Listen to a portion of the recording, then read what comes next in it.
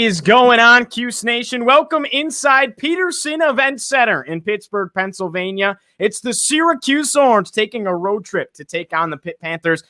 Giovanni Heater alongside Kyle Marchak with you today for today's broadcast here on Orange Heat. And Kyle, this is an interesting one because these two teams just faced off about a week ago.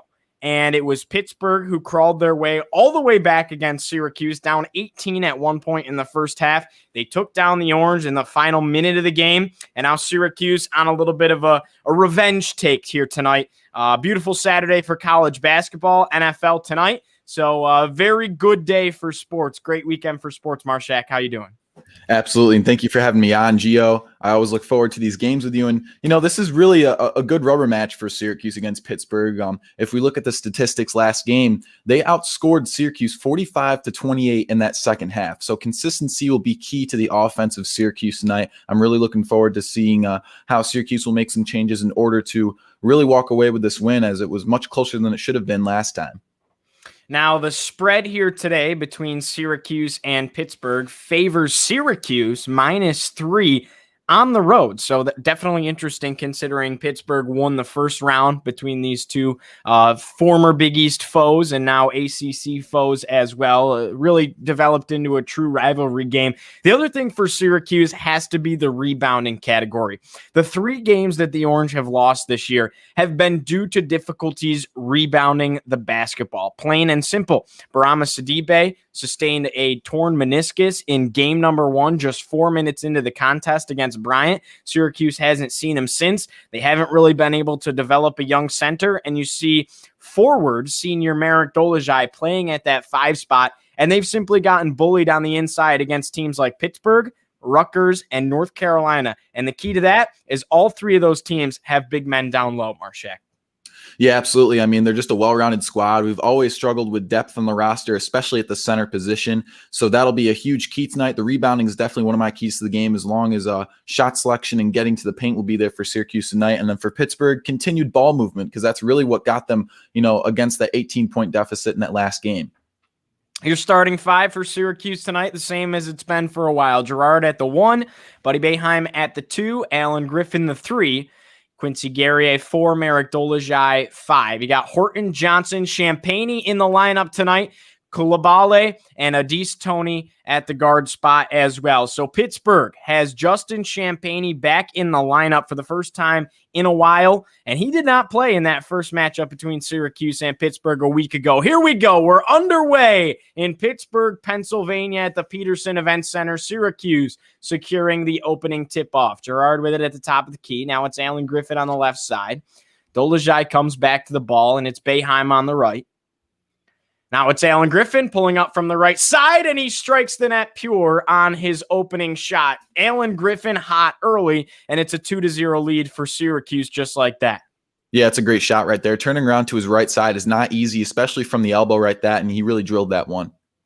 And now here comes Pittsburgh going the other way with it. Nice cut and a feed to Champagnie on the inside, but it's swatted away by none other than Alan Griffin. Here comes Syracuse pushing the pace, and now it's Buddy Boeheim slowing things down. Dolezaj a cut, a spin, putting a shot up, and he gets fouled on the floor. So Marchak Dolezaj will take a trip to the free throw line for 2 shots, and the foul on the floor will go against Abdul Karim Coulibaly, a sophomore out of Bamako, Mali. 6'8", 215-pound forward, and he was very good against Syracuse in that first matchup inside the dome. Again, that force inside as Dolezaj hits his first free throw attempt. Score now 3-0. Jim Boeheim looking on, and, he's not necessarily been pleased with his team in the last couple of games, but Marchak, they really had a good game against North Carolina, scoring the ball. Just got away from them a couple of times. They were down 10 at 3 different points, clawed their way back to tie the game, take the lead, and at the end, it was just North Carolina with that final run. That's what basketball is. It's a game of runs, and North Carolina had the final answers. Here's Pitt on the other side. 4-0 lead for Syracuse as Dolezaj makes his second. 18:55 left on the clock, and we'll get a foul on the floor. It looks like it's against Buddy Boeheim. Yeah, and with that UNC game, honestly, it's kind of similar to Pittsburgh. It's just a consistency of scoring, and they lack that at times. And Boeheim really needs to get a hold of these young men. Shots off the mark here, but an offensive rebound for Pittsburgh, and that's been the story all year for Syracuse. That was certainly the story against UNC in the last go about it. Now Pittsburgh with the ball at the top of the key. Dish to the inside. Champagny able to field Coulibaly, and Coulibaly gets tied up, but he throws it off the leg of Quincy Guerrier. An intelligent play down low by Abdul Karim Coulibaly, just a sophomore. That was a senior-type play, Marchak, to keep the possession alive.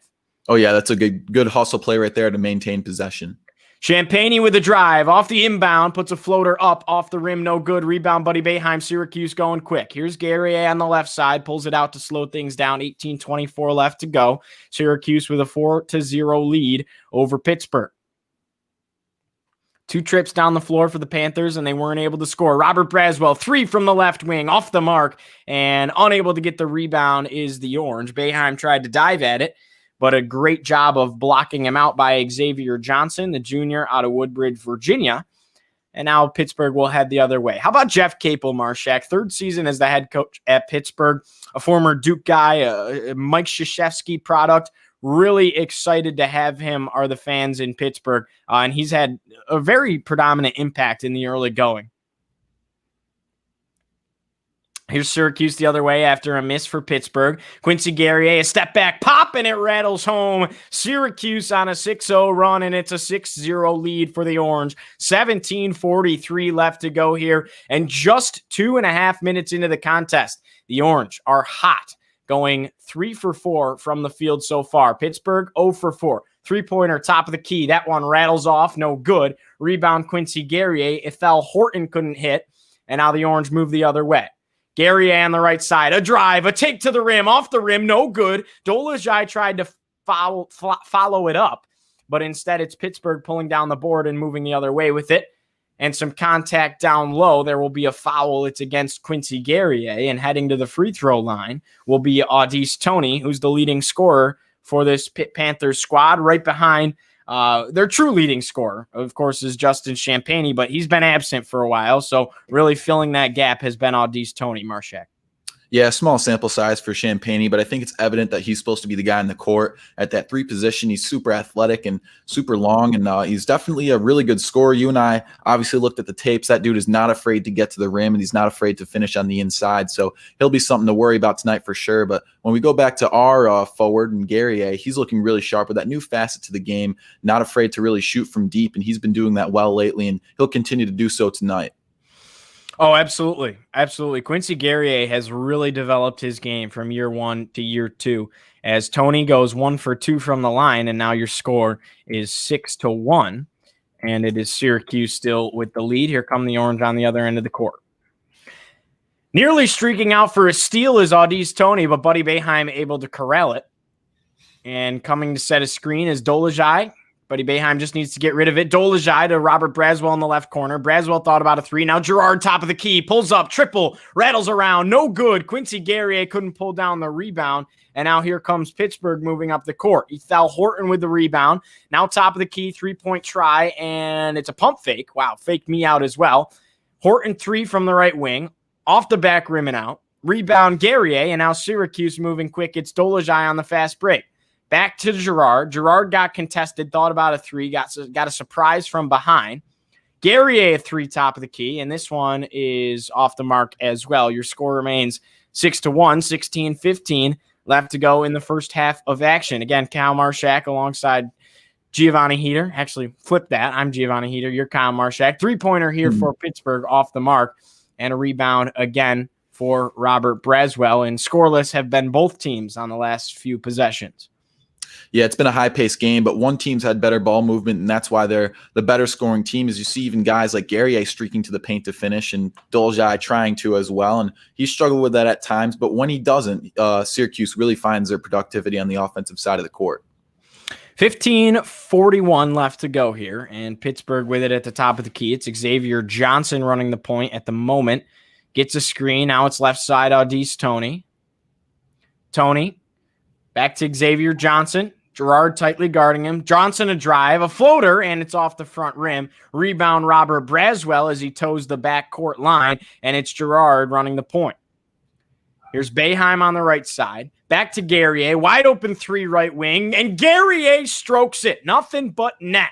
9-1's the lead for Syracuse, and Quincy Guerrier can't be stopped right now, offensively and defensively, Marchak. Yeah, 100%. I'm not sure if there is an award for most improved player in the ACC, but he's certainly making a run for it right now.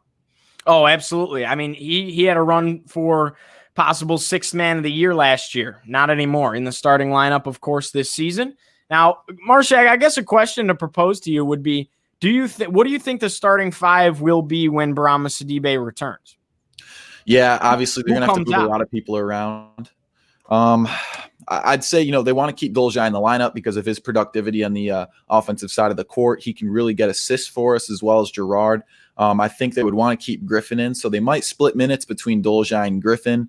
And obviously they want Sidibe on as much as possible for rebounding, but again, not a huge deal because he can fall into foul trouble as well. So for all we know, Dolzaj could be hopping in between that 3 and that 5 spot because we know Guerrier is staying right where he is. Yeah, I mean, I think Guerrier has really cemented himself. You need him out there. And that's a big part of why Syracuse lost against North Carolina on Wednesday. Played fantastic basketball the entire way. Even had a little bit of momentum.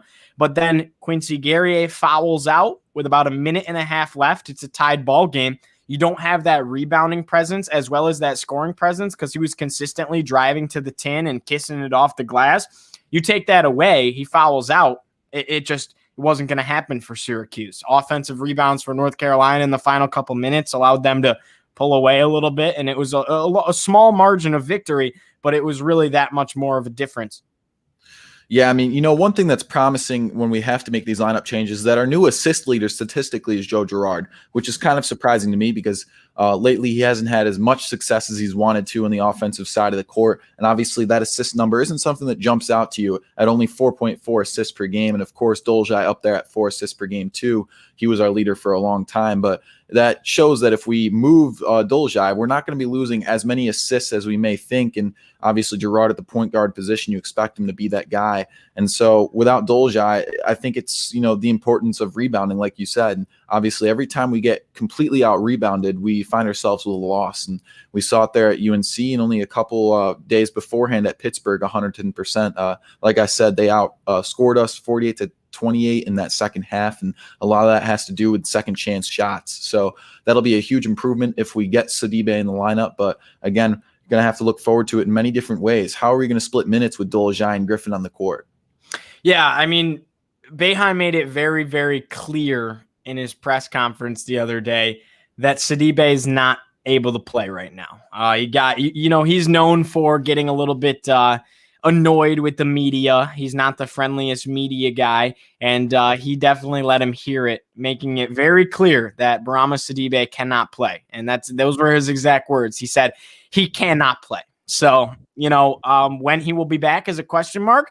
Again, there was a timeout. Syracuse leads at 9-1, 14:50 left to go in the first half, and looks like we're returning to play. We will. Syracuse wearing the throwback uniforms, the script jerseys, as they call them, the orange road version of them, and Pittsburgh in all white tops, white bottoms with a blue trim. Both teams, I'm a fan of both these uniforms as Boeheim pulls up for 3 on the right side, rattle around, no good, and Pittsburgh the rebound streaking out. 9-1 lead for the Orange, 14:30 left to go here in the ball game. Pittsburgh has really been quiet scoring the basketball here. Only one free throw to count so far. They're 0 from the field.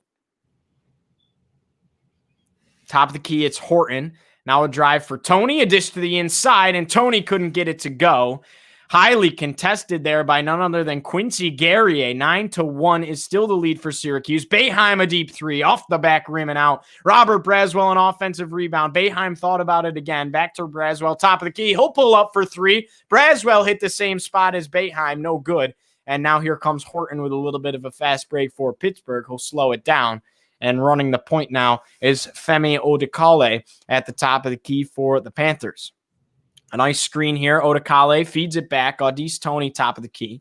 Now it's on the right side to Horton. In the middle, back to Horton on the right. Horton a drive, tightly guarded by Joe Girard. Horton for 3 from the left side, and that one goes. So the first bucket of the night from the field for the Panthers is awarded to Ethel Horton, and at that time it was assisted from the inside by William Jeffress. And Pittsburgh finally on the scoreboard here. It's 9-4, 13-12 left to go in the first half. Here comes Syracuse. Dolezaj at the top. Boeheim came back to get it. Now it's over to Girard on the right side. Girard a pump fake and a drive. Not going to allow it. Drive by Boeheim, a spin move, and he floats one up. Oh, my goodness, Marchak. That's pretty out of Buddy Boeheim. That's primetime basketball right there. I was waiting for him to get to the paint, and once he did, you know he's a good finisher. Spinning to his right, again, a really tough shot for a right-handed shooter, especially that close to the rim. You have to have a good touch, and he really finished it right there. Oh, he does that little spin, and he just created so much separation on that play. That was fantastic. Adi Buddy Boeheim, as this ball is going to go out of bounds. It looked like it might have been last touched by Syracuse, so it'll probably stay on this end with Pittsburgh as they show the replay. Buddy Boeheim absolutely faking the defender out of his shoes, and I think it was Ethel Horton. And here comes Pittsburgh. They have 10 seconds left in the shot clock. 11-4 is the lead for the Orange, and a steal here for Joe Girard at the top of the key. Giving it away was Xavier Johnson. Here comes Syracuse. Boeheim left wing. And they'll slow it down once again. They don't like to run the ball and play fast. Alan Griffin, a pump fake. Thought about a drive, but he was stalled out. Now Boeheim on the left side, tightly guarded by Xavier Johnson. Boeheim just trying to get by Johnson. Great defense here. Dolezaj on the right, a pump fake, a drive, and Dolezaj tries to kiss one off the window, off the mark, but he'll be fouled on the floor by Brown, and 2 free throws will await for the Slovakian Hammer. Yeah, despite the great defense right there by Pittsburgh and Johnson especially, that's a really good example of ball movement and how that can get you in the paint no matter what. You saw Boeheim locked down in the wing, and he kicked it outside, and Dolezaj found himself on the inside, and boom, now we have a chance for a couple extra buckets right here. So, ball movement, not just key for, Pittsburgh, who hasn't had exemplary ball movement just yet this game, but for Syracuse as well. Absolutely. Dolezaj misses his first free throw. Second one is good. So it's a 12-4 lead for the Orange. 12:06 left to play. Marchak, look at that. Despite having very few people in that building right now, I mean, you're talking there's probably 10 fans, most likely family people. There's 2 people wearing SU apparel, so you got to love to see that out in Pittsburgh, making a storm on the road, despite just the 2-person crowd for Syracuse, as it's not Audis Tony with the drive. Champagne tried to put one up, and he gets fouled by Merrick Dolezaj. So Champagne will trade with Dolezaj and head to the free throw line after a timeout on the floor called by, it looks like it's a TV timeout. So no coach calls it. It's a TV timeout. And Syracuse leads at 12-4 with 12 minutes and 30 seconds left to go here in the first half of action, Kyle. And what are your thoughts so far on the Orange? The scoring hasn't been a huge burst, but for Pittsburgh, they've really struggled, and Syracuse has played some fantastic defense.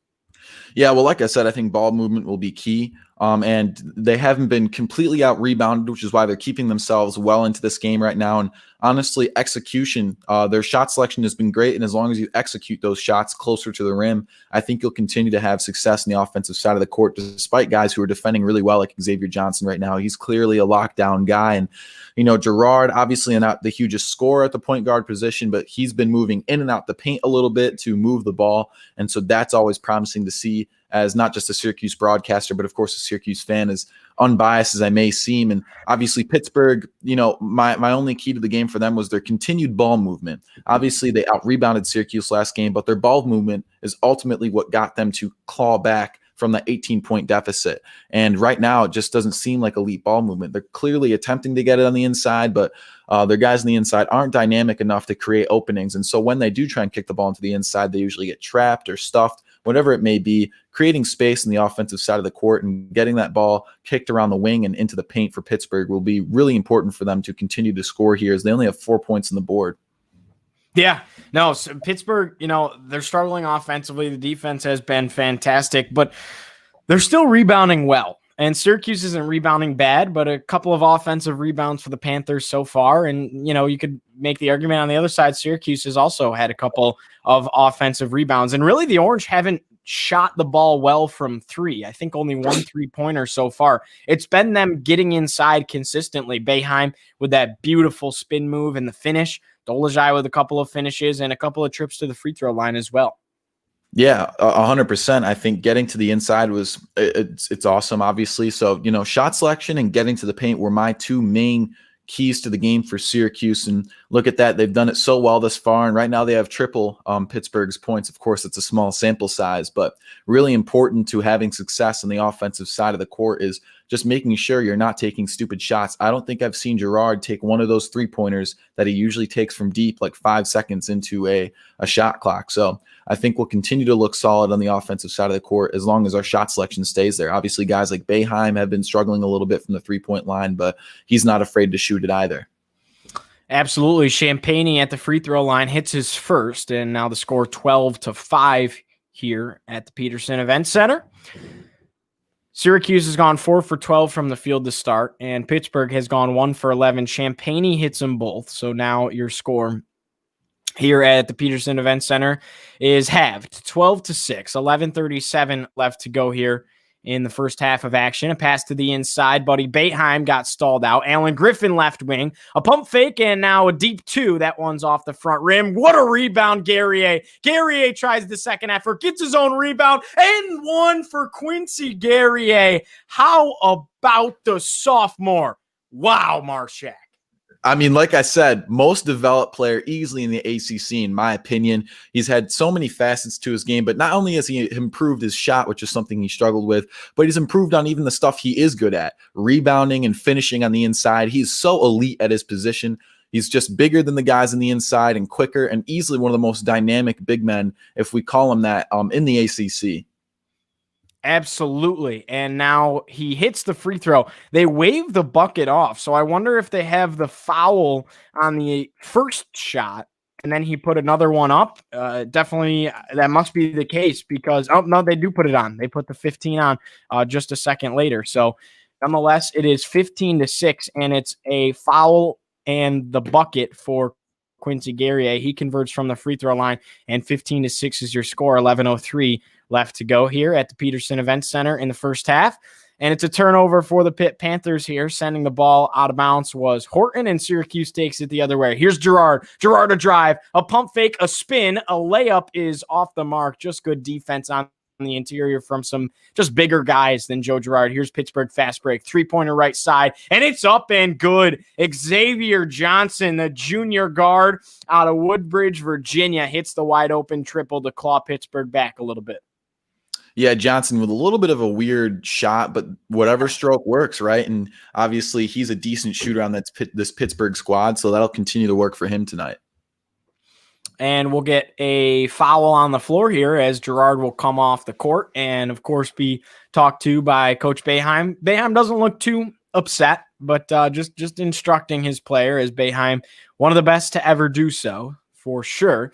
And Syracuse with it. Kadary Richmond getting his first minutes of the game today, a fan favorite this year for Syracuse, the true freshman.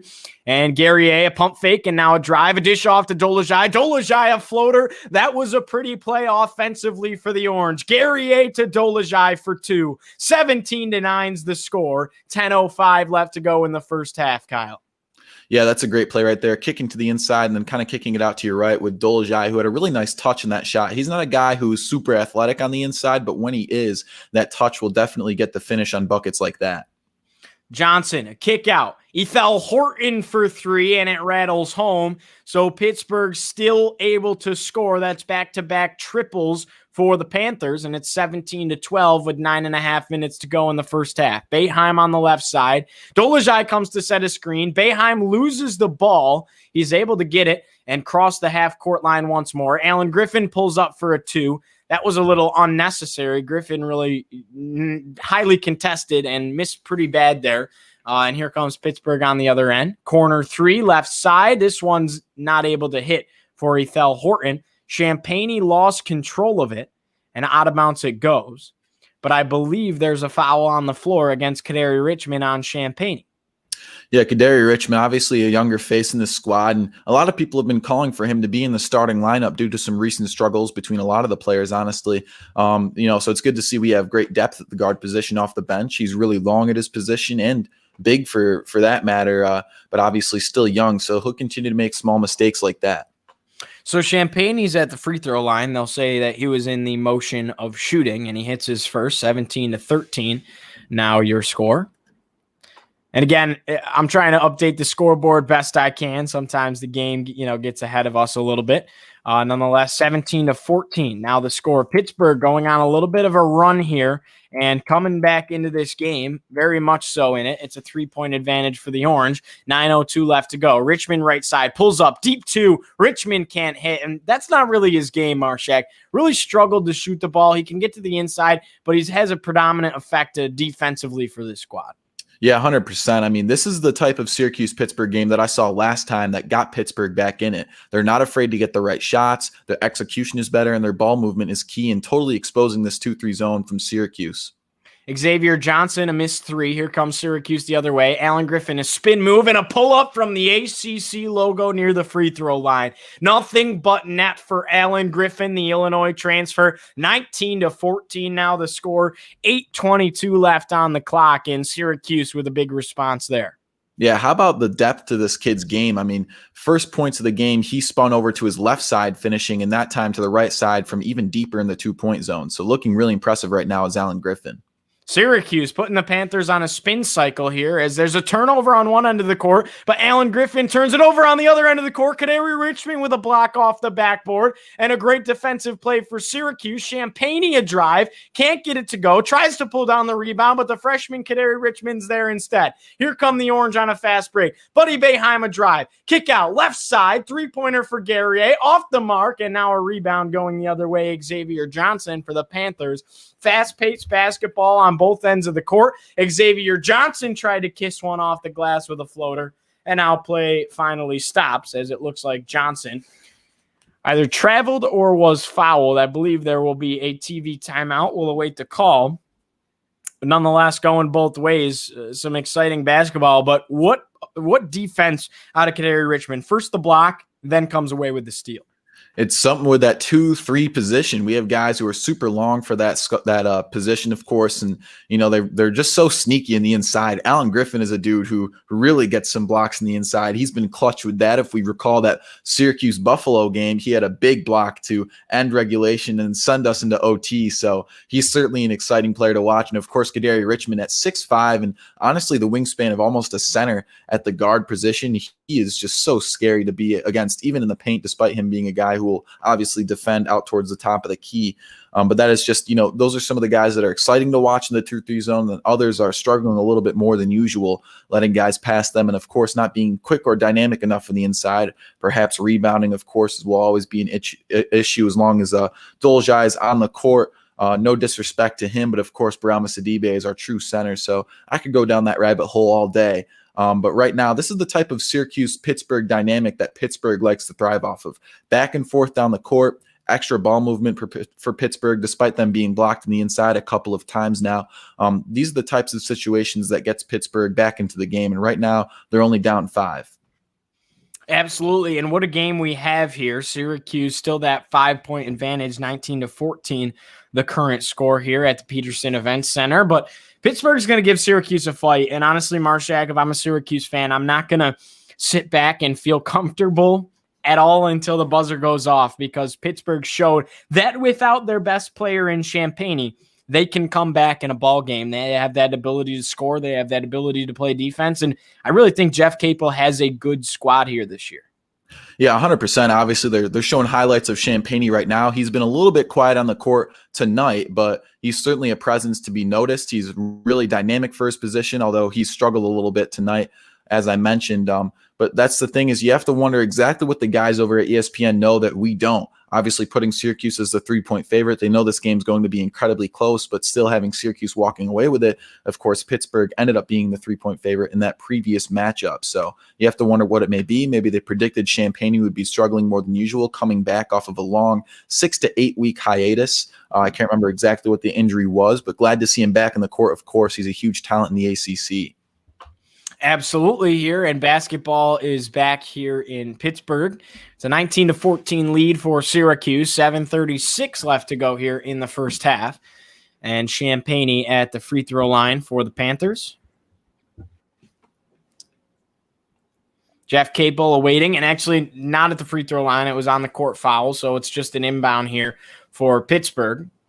And now Xavier Johnson back to Horton at the top of the key. Johnson pulls up from three. That one's contested off the front rim. Audice Toney able to pull down a rebound. Nobody was there and just easily puts up the layup and makes this a 3-point game. 19-16 is the lead for Syracuse. 7:14 left to go in the first half, and Dolezaj with it at the top. Back to Braswell. Now to the inside, it's Quincy Guerrier. Guerrier backing down the defender, and Champagnie. Guerrier goes up on Champagnie, misses the first, but tips in his own miss. And now Syracuse stretches the lead back to 5. How about Quincy Guerrier? That's the matchup tonight, Marchak. Champagnie and Guerrier going at it in the paint. Oh, yeah, 100%. Obviously, both those guys large at their position, but Guerrier has just developed, like I said, not just technically in his game, developing a shot and, obviously improving his rebounding, but physically. I mean, look at him in the inside. Last year, a little bit small for his position. This year walks in at over 220 pounds. He's certainly a force to be reckoned with at the 4 spot, and he's a dude that can rebound almost all of his shots in the inside. When he's that close to the rim, he's not afraid to get pushed and shoved, and that's what I love about his game. He's like a true, center or power forward. He just knows how to get to the inside and power his way to the paint and finish when he needs to. He's a guy that's gotten so good at tipping in and all that stuff. He's really the best putback guy and perhaps the ACC, but of course you can't hype him up too much. I couldn't agree with you more, Kyle. I think he's the best player on this team. As now, at first it was Pittsburgh with the turnover, then Syracuse on the inbound, nearly a steal. Nonetheless, it results in an Audice Toney 3-pointer from the right wing. And now Pittsburgh makes this once again just a 2-point game. 21-19 is the lead for Syracuse. 6.5 minutes to go here. Robert Braswell at the top of the key, off to Boeheim left side. Gerard trying to drive, but again, great defense out of Xavier Johnson. He won't let him do so. A pump fake on Champagnie from Guerrier. Tried to drive. Back to Gerard. Lost it for a second, but Boeheim's there. Boeheim just has to heave at the end of the shot clock. Missed it all. An air ball and a no-problem rebound on the inside as here comes Pittsburgh. And a great floater there. The and one bucket out of Xavier Johnson. The 6'3", 200-pound guard having himself a day. The game's tied, and he has a chance to take the lead at the charity stripe. Yeah, speaking of guys who are strong at their position, look at Johnson, a guy who's not afraid to get to the paint and drive up. And those were almost 3 hands in his face right there, and he's not afraid to float that one up and in off the glass. So that's a great finish right there from Johnson. Usually their assist guy, but he's very dynamic, and now this is a chance for Pittsburgh to take a lead for the first time in this ball game. Johnson's free throw is up and good. So Pittsburgh, like you said, Marchak, with their first lead of the ball game, it's 22-21.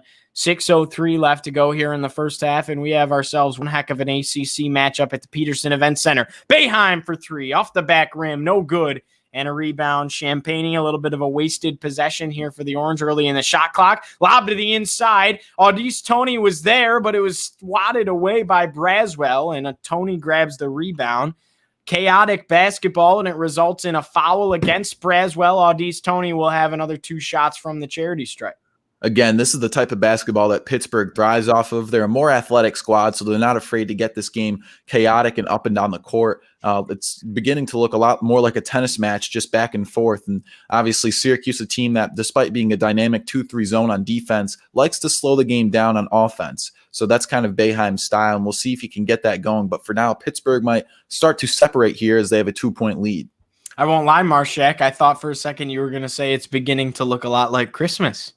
Yeah, that passed a few weeks ago, unfortunately. That's the best time of the year. There's nothing better. As Audice Toney hits both of his free throws, and now it's a 24-21 3-point lead for the Pitt Panthers here, and a foul on the inside.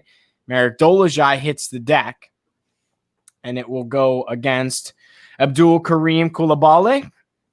And 5:39 left to go here in the first half. Syracuse not in the bonus. They just get the possession.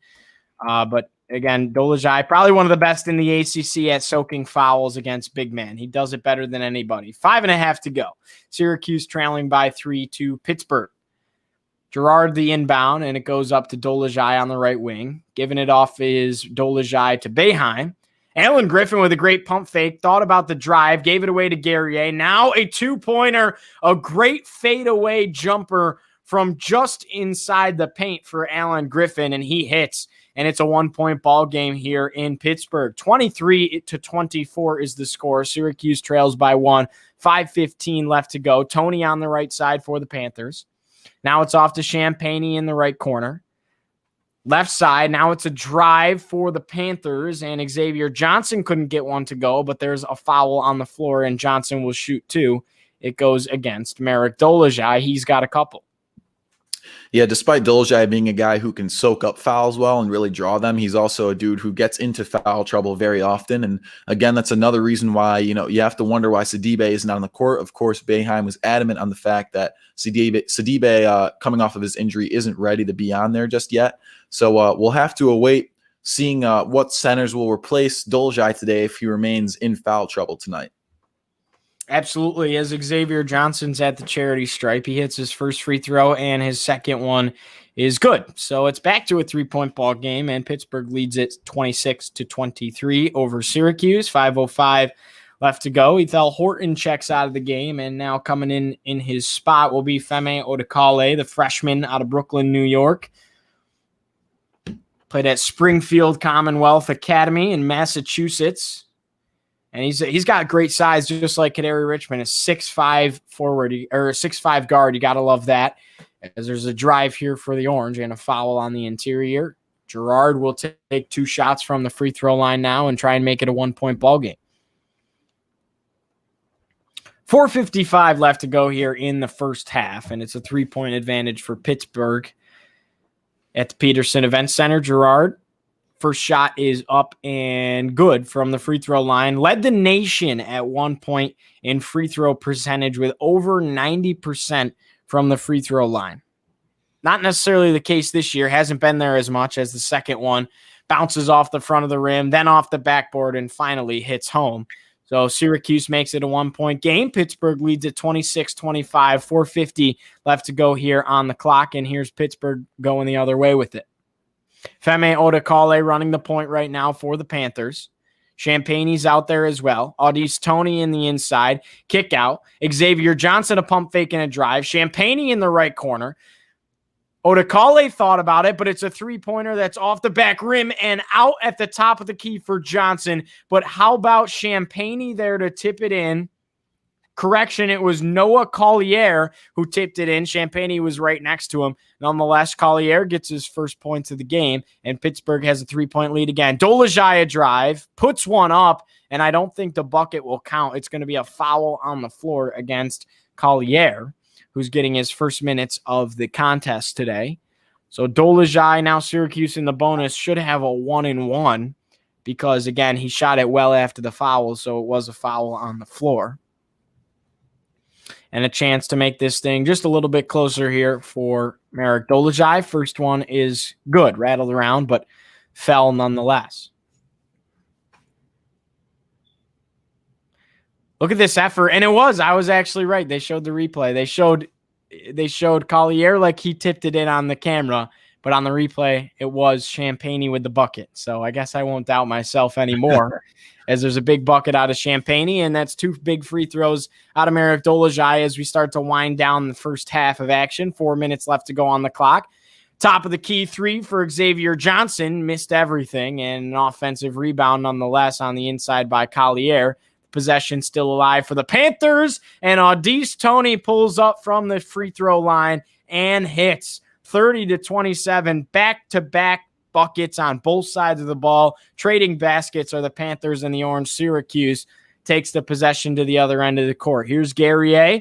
Fancy dribbling. Pulls up deep 2 off the mark, and a rebound here on the inside. Audice Tony, as well as a foul against Alan Griffin, and over the back, and a TV timeout. Pittsburgh with a 3-point lead over Syracuse. Marchak, and both sides trading buckets, a lot of trips to the free throw line for both teams, but we're seeing some great ACC basketball nonetheless.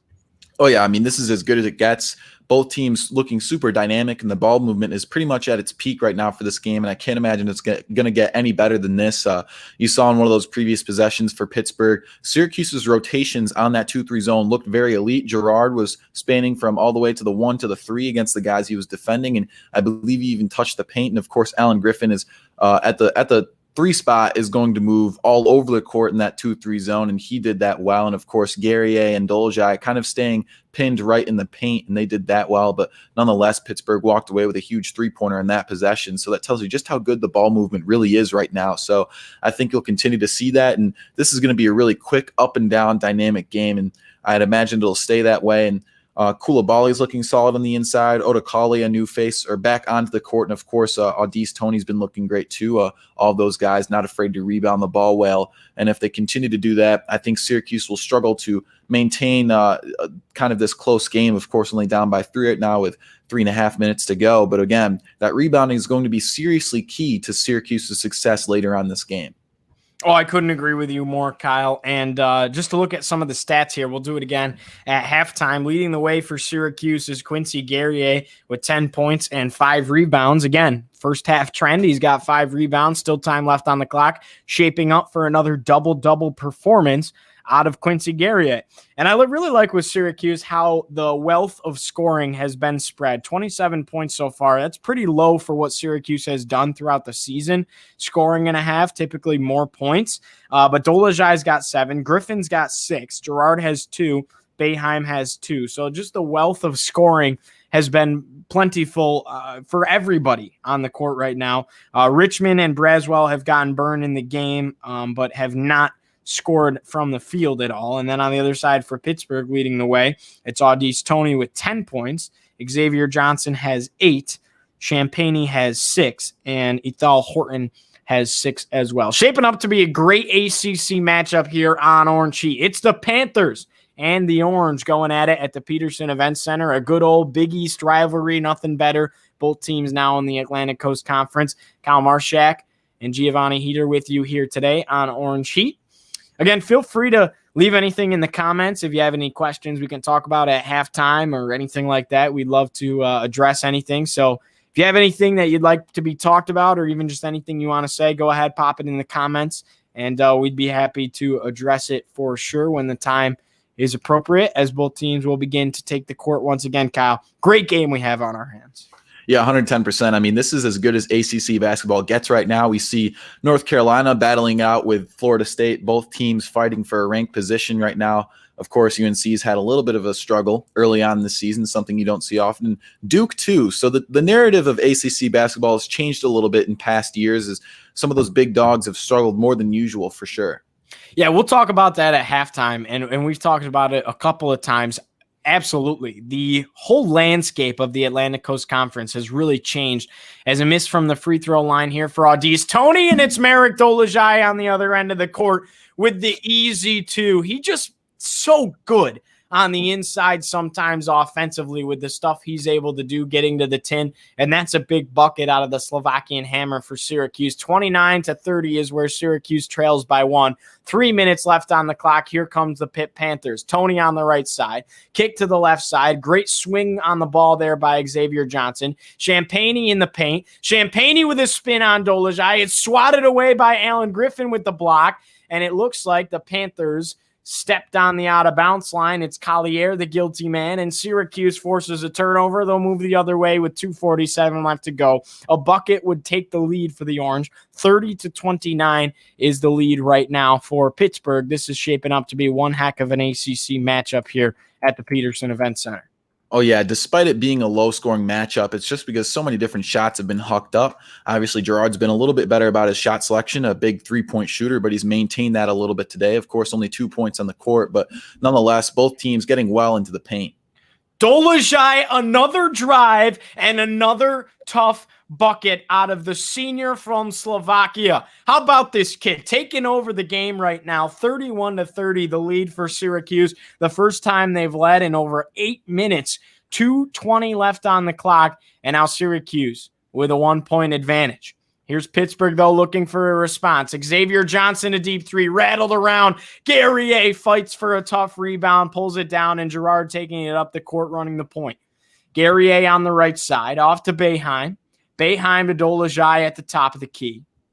Dolezaj looking for someone to give the ball to. Deep three, Alan Griffin. Off the mark. Griffin runs in, gets his own rebound, and gets fouled. He'll shoot two from the free throw line. What an athletic play by the Illinois transfer, Marchak. Puts up the three, saw it wasn't good, ran right to the bucket to get his own rebound, puts a second one up. He'll shoot two.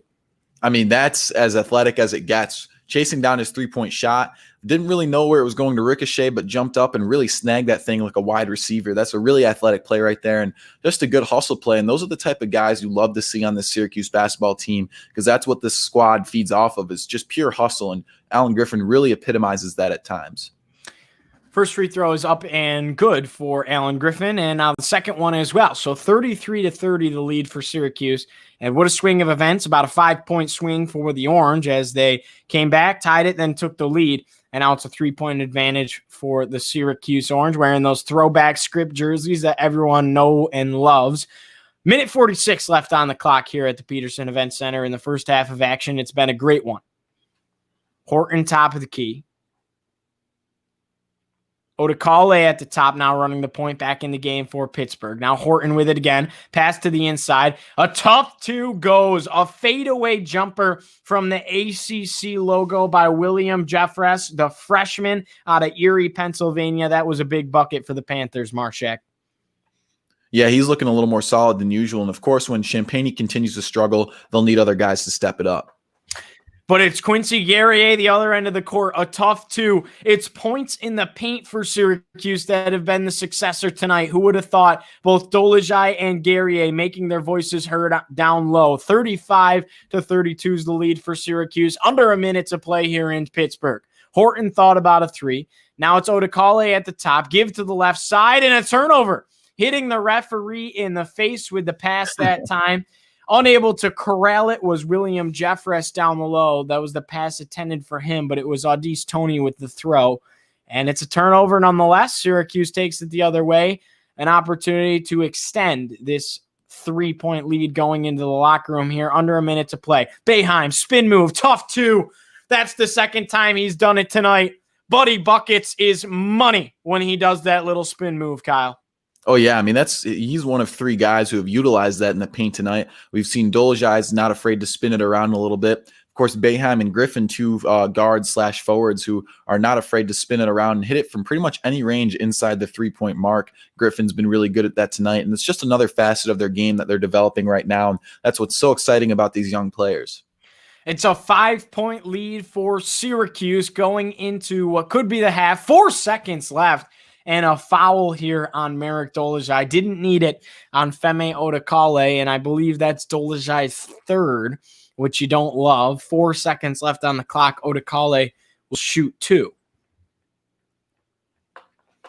Again, this is the moment where you start to think, with 3 fouls already going to the half, who's going to replace Dolezaj at the center position? Of course, Sidibe back and healthy, but not ready to be on the court, as Jim Boeheim adamantly mentioned in one of his previous press conferences. So you'd imagine maybe if we really need a true center out there, you could see guys like Jesse Edwards or some of our other young centers, so many to look forward to on the bench, possibly getting some burn in late minutes.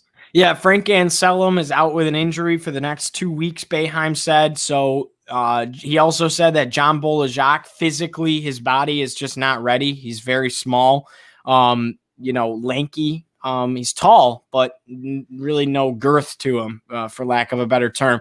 So Boeheim talked about it in a press conference. The only guy you'd see, they're trying to develop Jesse Edwards in practice because he's that guy, unlike Anselm and John Bolajak, that have had some experience last year as a freshman and have put some weight on in the offseason. They're trying to, develop him, but at the end of the day, none of those three guys really have proven that they're ready for ACC conference college basketball, and that's why you don't have a response. You have 4 centers on the roster. Only one was hurt, and the other 3 didn't even play. They're playing a forward at the 5. I mean, that just kind of speaks volumes as to what's going on in that room for Syracuse, as the free throws off the mark, no good for Odekale. 2.2 seconds left in the half, and Syracuse will have a chance to inbound it and a try at a buzzer beater, it looks like. That would be certainly an exciting end to this low-scoring half. Dolishai, the inbound champagne, he just swatted it right back at him, sending it out of bounds. And it actually ticks a little bit of time off the clock. So instead of 2.2 seconds, Syracuse working with 1.4 seconds left to end out this half. It's a 5-point lead. Girard, the inbound, and instead of hooking one up, he just holds on to it. That's if I'm on the court, I'm throwing that thing up. Nonetheless, it's a 37-32 lead for Syracuse going into the locker room. 5-point advantage for the Orange and a nice run to end out the half for Syracuse. That was a good final 2-minute stretch for the Orange as they were down by 3, came all the way back to take a 5-point lead. So it's an exciting game here at the Peterson Events Center. And it's shaping up to be a great second half of action, Kyle. What are the keys for both teams to close out this ball game in the second half? Syracuse had a large lead going into halftime in the first time between these two just a week ago, and nonetheless, it didn't matter. Pittsburgh came back down 18 to beat Syracuse at the end. What do the Orange have to do to hold on to this, and what does Pittsburgh have to do to just stay composed and stay in the game?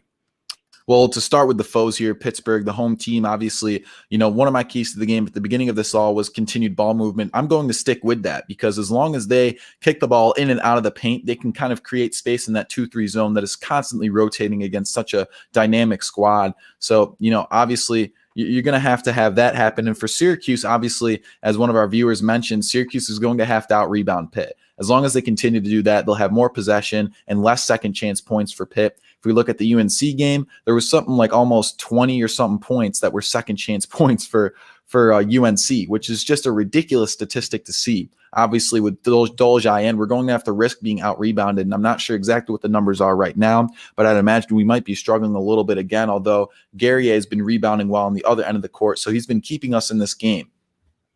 No, absolutely. It was still an exciting first half. My takeaway biggest for Syracuse was the fact that they weren't just forcing things with the 3. They were driving to the lane. They were getting buckets on the inside, whether it be a layup, whether it be a short 2. And everyone looked really good down that last stretch, really throughout the entire first half. It was just a great first half of basketball for both teams. Yeah, 100%. I think both teams looking dynamic, and obviously the shot selection is certainly improved for Syracuse. You see it even at that final play, Joe Girard not hucking up that ball. That speaks volumes to really how patient he has gotten perhaps in these last few games, not hucking up shots like he used to, like 3 seconds into the shot clock and from 30 plus feet we're talking. Obviously, he is essentially a 3-point shooter, but he's noticed that he's struggled with that, and so is Boeheim. And so both guys not afraid to get to the paint, and Boeheim a better finisher than Girard, but both guys creating assists and just, better playmakers at the 1 and the 2 spot for Syracuse tonight.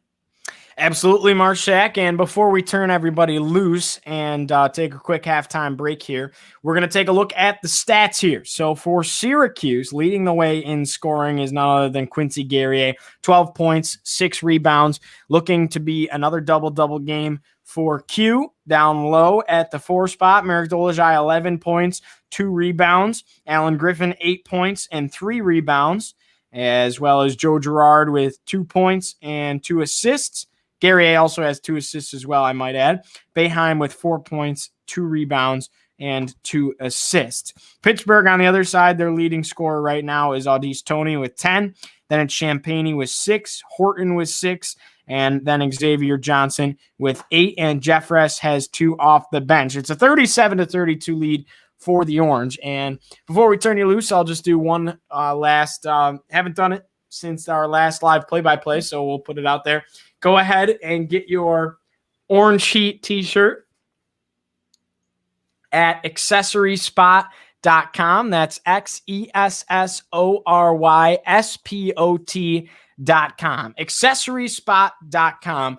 Go ahead and pick up your very own Orange Heat t-shirt. So we appreciate the support as always. And if you want to rep some of the merch, go ahead and go to XESSORYSPOT.com. Thank you guys so much, and we'll take a quick halftime break here. It's Syracuse with a 37-32 lead over Pittsburgh. Don't go anywhere. We'll be right back.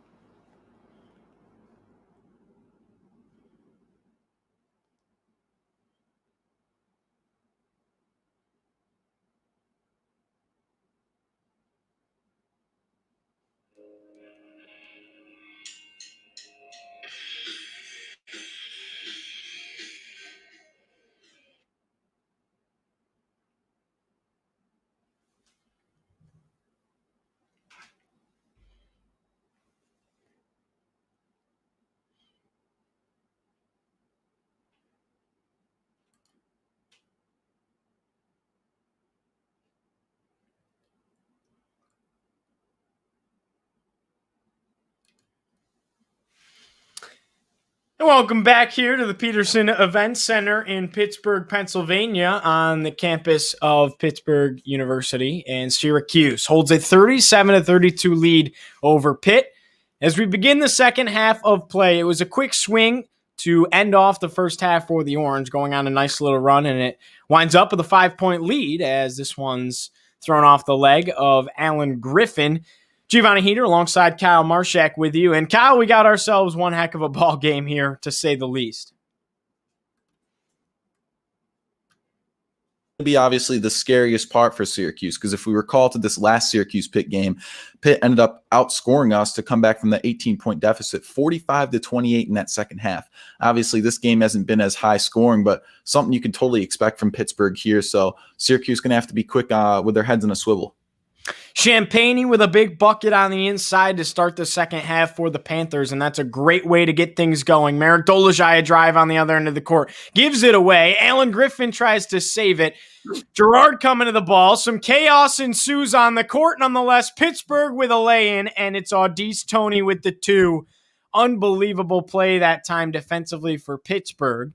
And now this game is back to a one-point ball game. 37-36 is the lead for Syracuse. 19:01 left to go here on the clock.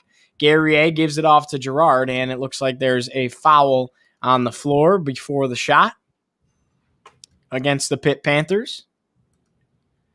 Look at this replay, though, Marchak. Griffin does a good job of saving it. Girard just kind of hustles towards it, and it winds up right under the tin for Audice Toney to lay up and in.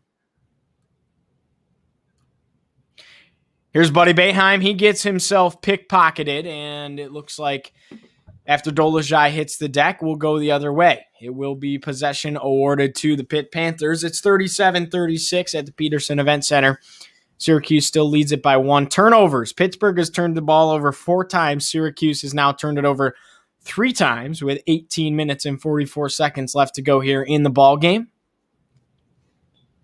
Horton on the left side.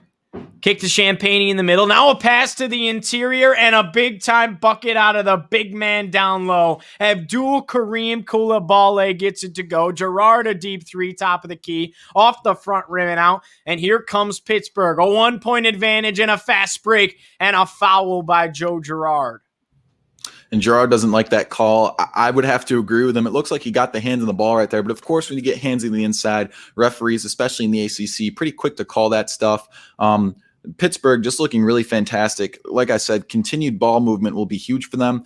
So far in these few minutes, they've been out-rebounding and moving the ball up and down the court just far better and not afraid to get to the inside on the paint. Again, Girard not liking that previous call. Absolutely, as Xavier Johnson's at the charity stripe for the Panthers, and he hits his first free throw.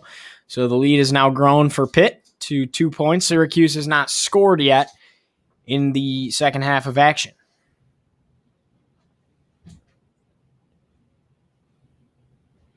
Johnson, second free throw is up and good. So now Pittsburgh extends their lead right now, and it's 40-37. Syracuse still scoreless in the second half. 18:11 left to go here on the clock. Buddy Boeheim looking to cancel out what I just said. Ball at the top of the key. Guerrier a drive and a nice 2 for Quincy Guerrier.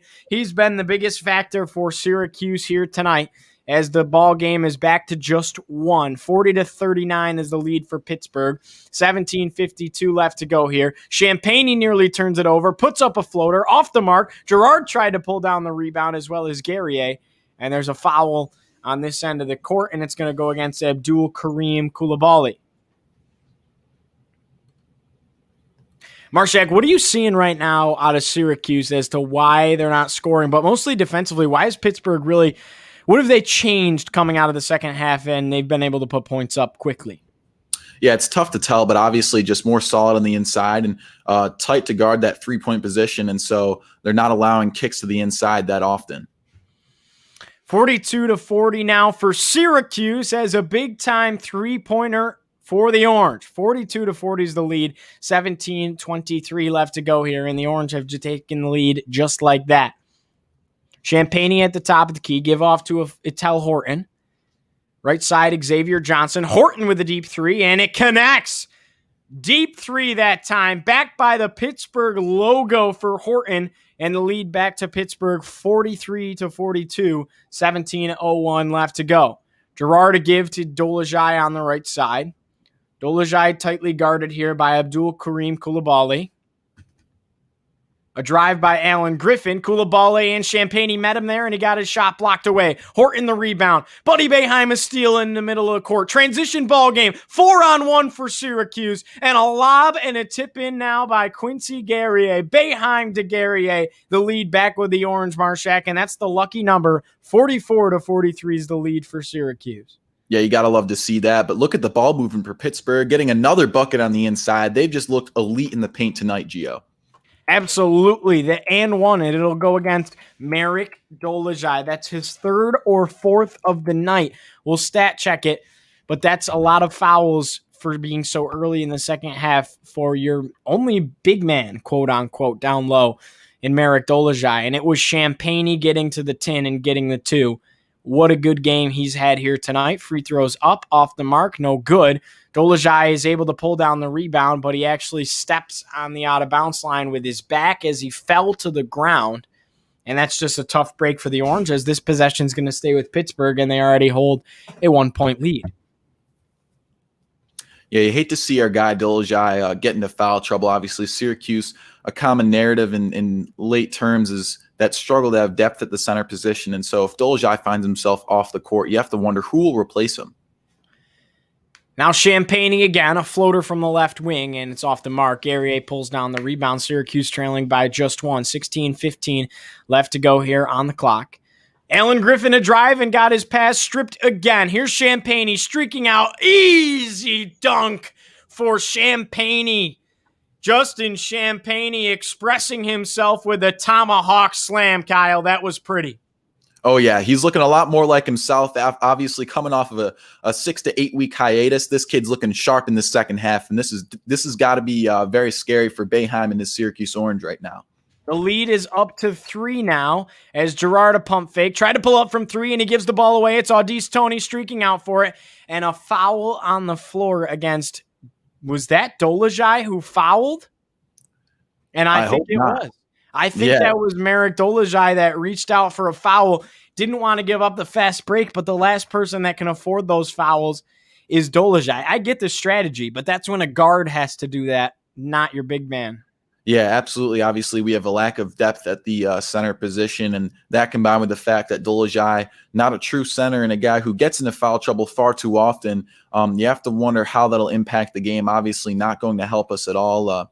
With that being said, you have to wonder exactly what Boeheim has in his back pocket for how we'll replace him on the court, because I think we'll have to fall into those terms very soon. Obviously, we're hoping maybe with 2 or 3 fouls in that first half, he'd probably come out looking a little less aggressive and more tentative to ensure that he'll stay in this game. And right off the bat, that's 2 fouls for him. So a lot of trouble right there. And you'd like to see more discipline out of Boeheim's players. Absolutely, Marchak. And just a quick second of technical difficulties. We're going to take a 30-second break. We'll be right back here on Orange Heat. Syracuse trailing to Pitt, 47-44.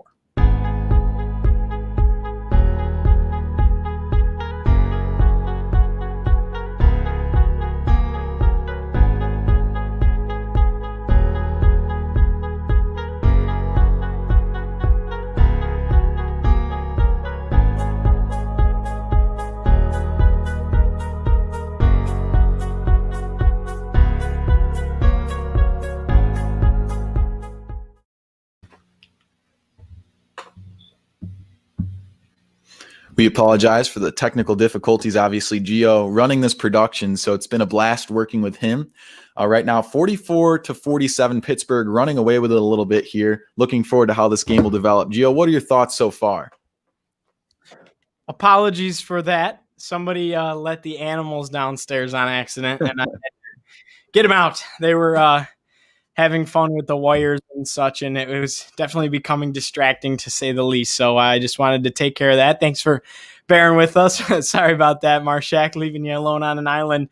But game here. Some comments here about some bets taking place. Just to acknowledge this. I can't go into a ton of detail, but it'd be really nice if Syracuse could win by 5 or more.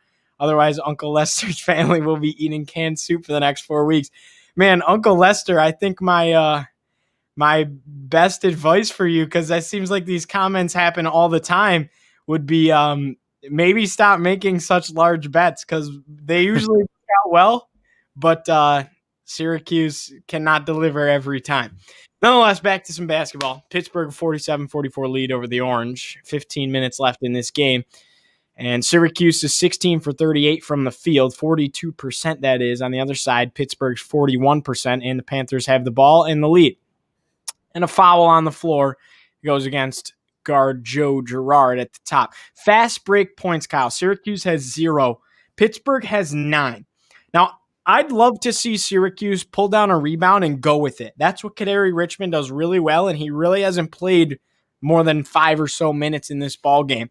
That's could be a part of the reason why the Orange are down. Deep three here, and Horton hit that thing all the way from Erie, Pennsylvania. 50-44 now the lead for Pittsburgh. 15 and 16 seconds left on the clock. Dolezaj a drive, and he gets fouled. So Dolezaj will shoot 2 from the free throw line. But a big swing here for the Panthers, coming out hot out of the locker room for the second half of action, and they've delivered. Yeah, obviously hoping for our viewer, Uncle Lester, that they could walk away with this 5-point lead. But obviously, it's going to be back and forth, and I think it'll be tighter than many expect. Obviously, ESPN may know something that we don't. Obviously, calling it 3 points in favor of Syracuse. I think it could be even tighter than that. Obviously, it went down to the wire last Pittsburgh-Syracuse game, and a lot of things to look at in that. Obviously, as I mentioned before, Pittsburgh outscoring Syracuse 48-28 in that second half, and it's looking a lot more like Pittsburgh will outscore Syracuse again here in this second half of their rubber match here. So you have to see what changes Boeheim will make later on in this game. And in that matchup, the first time around, Justin Champagnie was a non-factor because he didn't play, and that's not the case tonight, as he's their leading scorer here tonight, and a big bucket there on the inside. Who was it? Justin Champagnie. It's a 52-45 lead for Pittsburgh. Girard a deep three early in the shot clock off the mark. Quincy Guerrier, an offensive rebound, pulls it down. Boeheim a deep three, and a foul is called against Au'Diese Toney. So Boeheim will get 3 shots from the free throw line here. Good job by Buddy to draw the contact, but definitely a risky shot. Again, it was early in a reset of 20 seconds.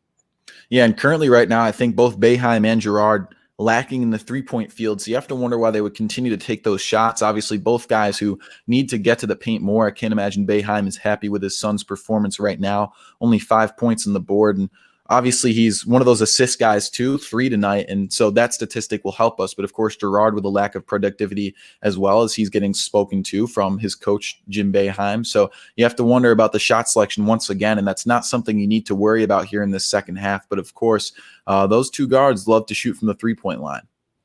Absolutely, and the free throws are partially good for Buddy Boeheim. Score now 52-48, and a bucket on the inside again for the Pitt Panthers. So make it 55-48. It was a 3-point field goal. I thought it was a 2, but they'll put 3 on the scoreboard. We'll see if that changed. And the bucket by Ethel Horton.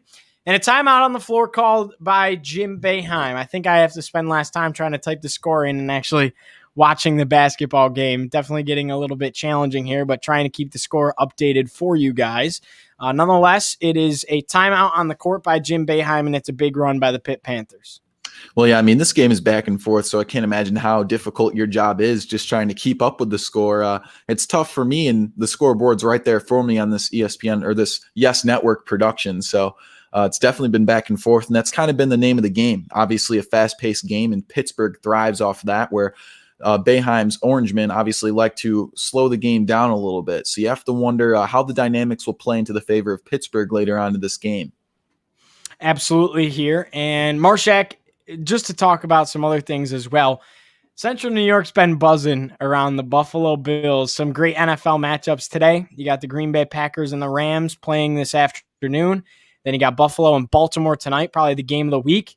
And tomorrow you got Kansas City and Cleveland. You got Tampa Bay and New Orleans. I mean, what a weekend for football, Marchak. I know I'll be tuning in. How about you? Yeah, well, I mean, obviously it's tough for me to watch as a Miami Dolphins fan. You guys kind of took us out in that last week, and I had a ton of fun calling that game with you, Week 17 matchup, and that was obviously a ton of fun.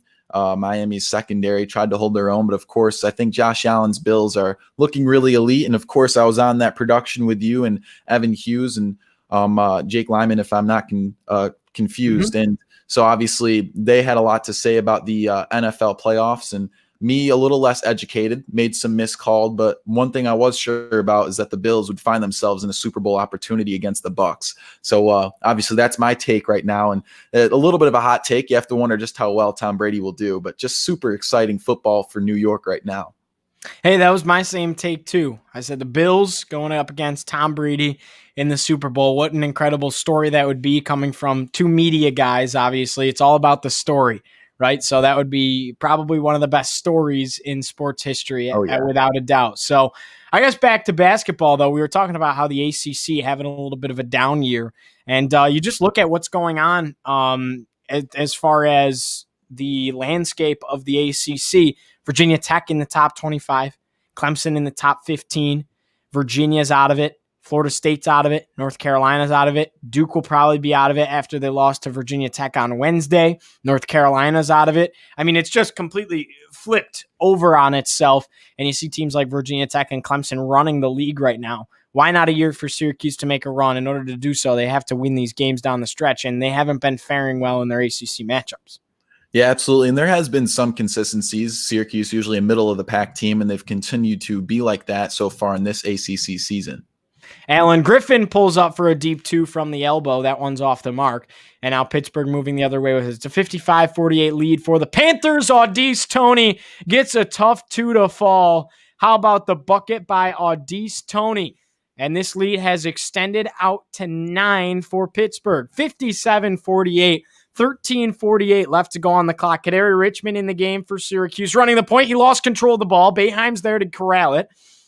Kadary Richmond a drive again. Gives it off to Guerrier in the elbow. Guerrier a spin, trying to get a shot up over Champagne, and it rolls around the rim, no good. Dolezaj tried to tip it out for Guerrier, and a foul on the floor. It will go against Q, and Pittsburgh will get the ball.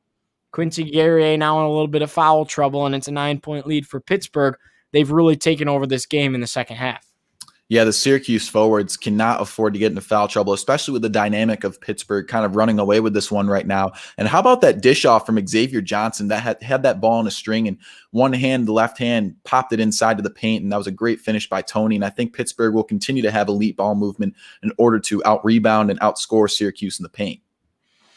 A miss here on the interior nonetheless, and here comes Kadary Richmond streaking out for Syracuse, trying to get this game a little bit narrower. A floater from Kadary Richmond, and he's really unguarded, but pretty much missed it all there, and going for the rebound was Dolezaj, tipping it out of bounds. And we'll head the other way again. Good defense on the interior as far as the rebounding game goes by none other than Abdul Kareem Coulibaly. He's had a fantastic game, and he was a dominant force in matchup number 1. Pull up for Champagne from the ACC logo off the mark near the charity stripe. Kadary Richmond up the floor, gives it off to Dolezaj left wing. Richmond again, top of the key.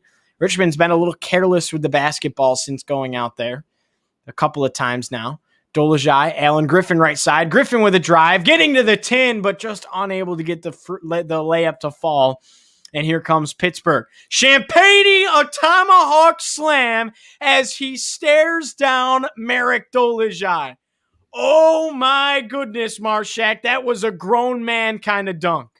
Oh yeah, Champagne early on had some struggles from the field, but now he's looking a lot more like himself before that injury. Obviously, as I mentioned, 6 to 8 week hiatus. And how about this comeback? I know it's been a couple games, but this dude is looking extra sharp right now. Absolutely, as he puts Marek Dolezaj on an absolute poster. Incredible play by Justin Champagne. Wow, the Panthers out to a big lead, Kyle. Yeah, especially over a guy in Dolezaj who's pretty tough at his position. We saw, obviously, it's good to see that his smile is back into shape as that UNC game beat up one of his teeth for sure. So Dolezaj, a tough guy at that position to dunk over, but nonetheless, Champagne looking extra sharp tonight. Syracuse has been scoreless in the last couple of minutes, and really not bad takes, just unable to get the lid off the rim. I mean, a great drive by Alan Griffin, got all the way there and just hit it off the back rim, and it fell out. You know, you just got to finish there. A great take a couple of times. Richmond had a good one right in front of the hoop, and they're getting inside. They're not chucking up threes, and the shots just aren't falling. They have to finish at the rim. Yeah, and there's younger faces in the court too. Obviously, Kadari Richmond, a guy who's been a little bit more careless with the ball, as you mentioned, and that obviously has to do with the youth. You'd like to see a guy like him calm down on the ball and be able to create some plays, especially a guy who's kind of running the 1 and the 2 right now. He needs to be able to man this offense as Girard is off the court. So obviously, some obvious struggles as Pittsburgh starting to run away with this one, 11-point lead with 12 and a half to go. This is certainly an interesting dynamic, and it's been a really fast-paced game, and all of a sudden it might be a high-scoring bout as well. Absolutely, but this is what we love in the ACC, right? It doesn't get any better than primetime college basketball here. Well, it's a noon tip-off. I wouldn't say primetime, but nonetheless, it's a big game for Syracuse, especially because they did just fall to this team days ago and playing back-to-back here for the most part, just one game in between for Syracuse. It was a loss to North Carolina, and the Orange trying to avoid losing 3 straight right now, have to beat Pittsburgh. Yeah, obviously, I mean, Syracuse, a mid-level team, and honestly, in such a tough conference, they're usually a squad that if they win the games that they're statistically supposed to, they usually walk away with it as a bubble team, finding themselves in the tournament. But this year, a little bit of a different dynamic. As you mentioned, the ACC flipped on its head a little bit. Duke and UNC having recent struggles, both teams that usually find themselves in the top 10. And obviously, Syracuse, a mid-level squad that's continued to kind of play with a lot of mediocrity, which is hard to see, as there's arguably some of the most talent on the squad in recent years. Marchak, I'd make the argument that if Barama Sidibe is healthy and playing for Syracuse, this is a different team because they simply just don't have a big man. And the only struggles have been rebounding the ball. That's why games have gotten away from them. And all of those games have been close. Syracuse hasn't gotten blown out. They haven't gotten beaten by more than 5 points. So I just am a big believer that if Barama Sidibe is healthy, this is a completely different team and could be up at that level of Clemson and Virginia Tech right now in the ACC. Yeah, I 100% agree. Offensively, we have good depth. We have 2 guys at the top of the key who aren't afraid to move the ball around. Obviously, Girard has struggled with that recently. And, that center is just that missing piece. Absolutely here. A miss on the inside for the Orange. Richmond's the only line of defense. Tony went up for the lob and missed it. Syracuse dodges a bullet. Here's Kadari Richmond on the inside. Kick out right wing. It's Alan Griffin who thought about a 3, decides to not put it up. And Kadari Richmond, once again, he struggled to run the point in the last couple of minutes against that stingy Pitt defense. Pass to the inside. Guerrier's there trying to get a 2 up and over Justin Champagnie. Quincy Guerrier is the best player on this Syracuse basketball team. Yeah, and Guerrier might be that key to getting us back into this game because right now our 3-point shots are simply not falling. I'm not sure if we've hit any, to be honest with you, other than Alan Griffin's earlier on, and of course Guerrier as well. So if Guerrier continues to finish in the paint, Syracuse might find themselves back into this game. And a 3-pointer here for Horton. That one's off the mark, but Justin Champagnie's there with the putback jam. 3 dunks tonight for him. He's absolutely on fire in the paint, Kyle. Yeah, Champagnie, obviously a force to be reckoned with. Glad to see him back in full force, and he is just so dynamic at his position. Now here's Syracuse, a foul on the inside, and it'll go against Horton. He doesn't like the call. Syracuse gets a little bit of a break there, but they didn't get a break when Justin Champagnie almost brought the rim down that time, and that's not the first time tonight. So Syracuse down by 11 once again, 10:56 left to go here on the clock. Someone says Syracuse has to recruit more big men. Kyle, we've been saying that for forever, 100%. Oh, yeah. I mean, that's a common narrative that we'll mention all the time. Obviously, Rakeem Christmas, probably the last great center that came out of Syracuse. Absolutely. 61-52 now the lead after the free throws are good for the Orange.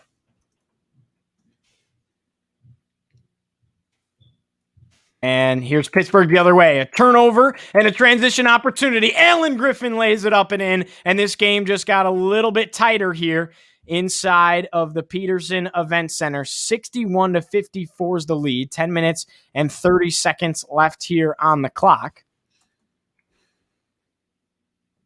And here's Pittsburgh with it. Tony on the right side. Give to the middle. Coulibaly thought about it. Now on the right side again, Horton tightly guarded by that zone. Kadary Richmond at the top. This would be a great time for a Richmond steal. Pass to the inside. A great block for Quincy Guerrier going up on Abdul Kareem Koulibaly, rejecting his shot. And here's a drive. Kick to the middle. Dolezaj 2, and Syracuse goes on a little bit of a run. Jeff Capel calls timeout for the Panthers, and it's a 61-56 5-point ball game once again here in Pittsburgh. Kyle, what a run by the Orange. Yeah, and points in the paint is kind of the big statistic to look at. Syracuse continuing to get the ball to the inside, just as Pittsburgh was with Champaign. And when they do that, obviously they have a better percentage, and the shot selections are just looking so much better now as Syracuse continues to inch just their way back. Obviously, Pittsburgh led, I think, at most with 11 points, which is a decent lead and something you can certainly run away with in their form of a second-half team is what Pittsburgh continues to look like. But obviously, shot selection was that question. Syracuse finds the ball in the paint. Now Guerrier and Dolezaj finding themselves back into this game here. Yeah, Guerrier and Champaign really the story right now. Going at it, trading buckets. Champaign, though, a force to be reckoned with on the inside for Pittsburgh. How about this guy? He's having himself one heck of a ball game, and he was certainly missed by the Panthers in his absence. Yeah, I mean, simply put, extremely dynamic at the 3-4 spot. He's just so large and so long, and he can do so much with his athletic frame. He's a guy who can work from the top of the key to all the way in the paint. All right, here we go, Marchak. 9:50 left to go here on the clock in the second half of action. And it's go time for both teams as we get inside 10 minutes. Champaign puts up a jumper. That one's off the mark. Audi's Tony can't get the follow-up, and Guerrier pulls down the rebound. Kadary Richmond up the court to Marek Dolezaj, and it was Guerrier that thought about a three at the top of the key. Now it's back to Dolezaj. Three-pointer here, left wing for Guerrier off the mark, and it's Kadary Richmond reaching out for a rebound. Alan Griffin on the right wing thinking about a three. On the inside to Guerrier. Going up on Champaign is Quincy Guerrier, and he gets the two. And it's a 3-point ball game here at the Peterson Event Center. 61-58 the lead for Pittsburgh. 9:07 left to go on the clock. We have ourselves a game once again. And I don't make NBA comps too often, but if I had to draw one, I would say Kristaps Porzingis for Guerrier right now. He's a guy who's not afraid to get the shot off from deep, but when he gets the ball on the inside, he works like a center. Looking really sharp right now. Drive here for Horton, and he gets the bucket and the foul. The response to the Syracuse run for the Panthers is an and one for Horton, and just like that, they take the momentum a little bit out of the sails of the Syracuse Orange. Horton will shoot one from the free throw line. The two counts, but look at this replay, Marchak, out of Quincy Guerrier. Just goes in and bodies up against Justin Champaign. A big bucket, but then a big bucket on the other side for Horton and the Panthers.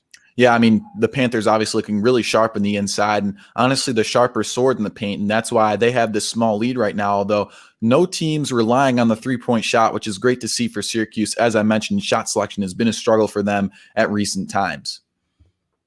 Absolutely. Marek Dolezaj at the top of the key. Coming to get the ball is Buddy Boeheim. Boeheim off to the left side, it's Alan Griffin. Griffin, a pump fake, and he puts up a shot, and it rattles home.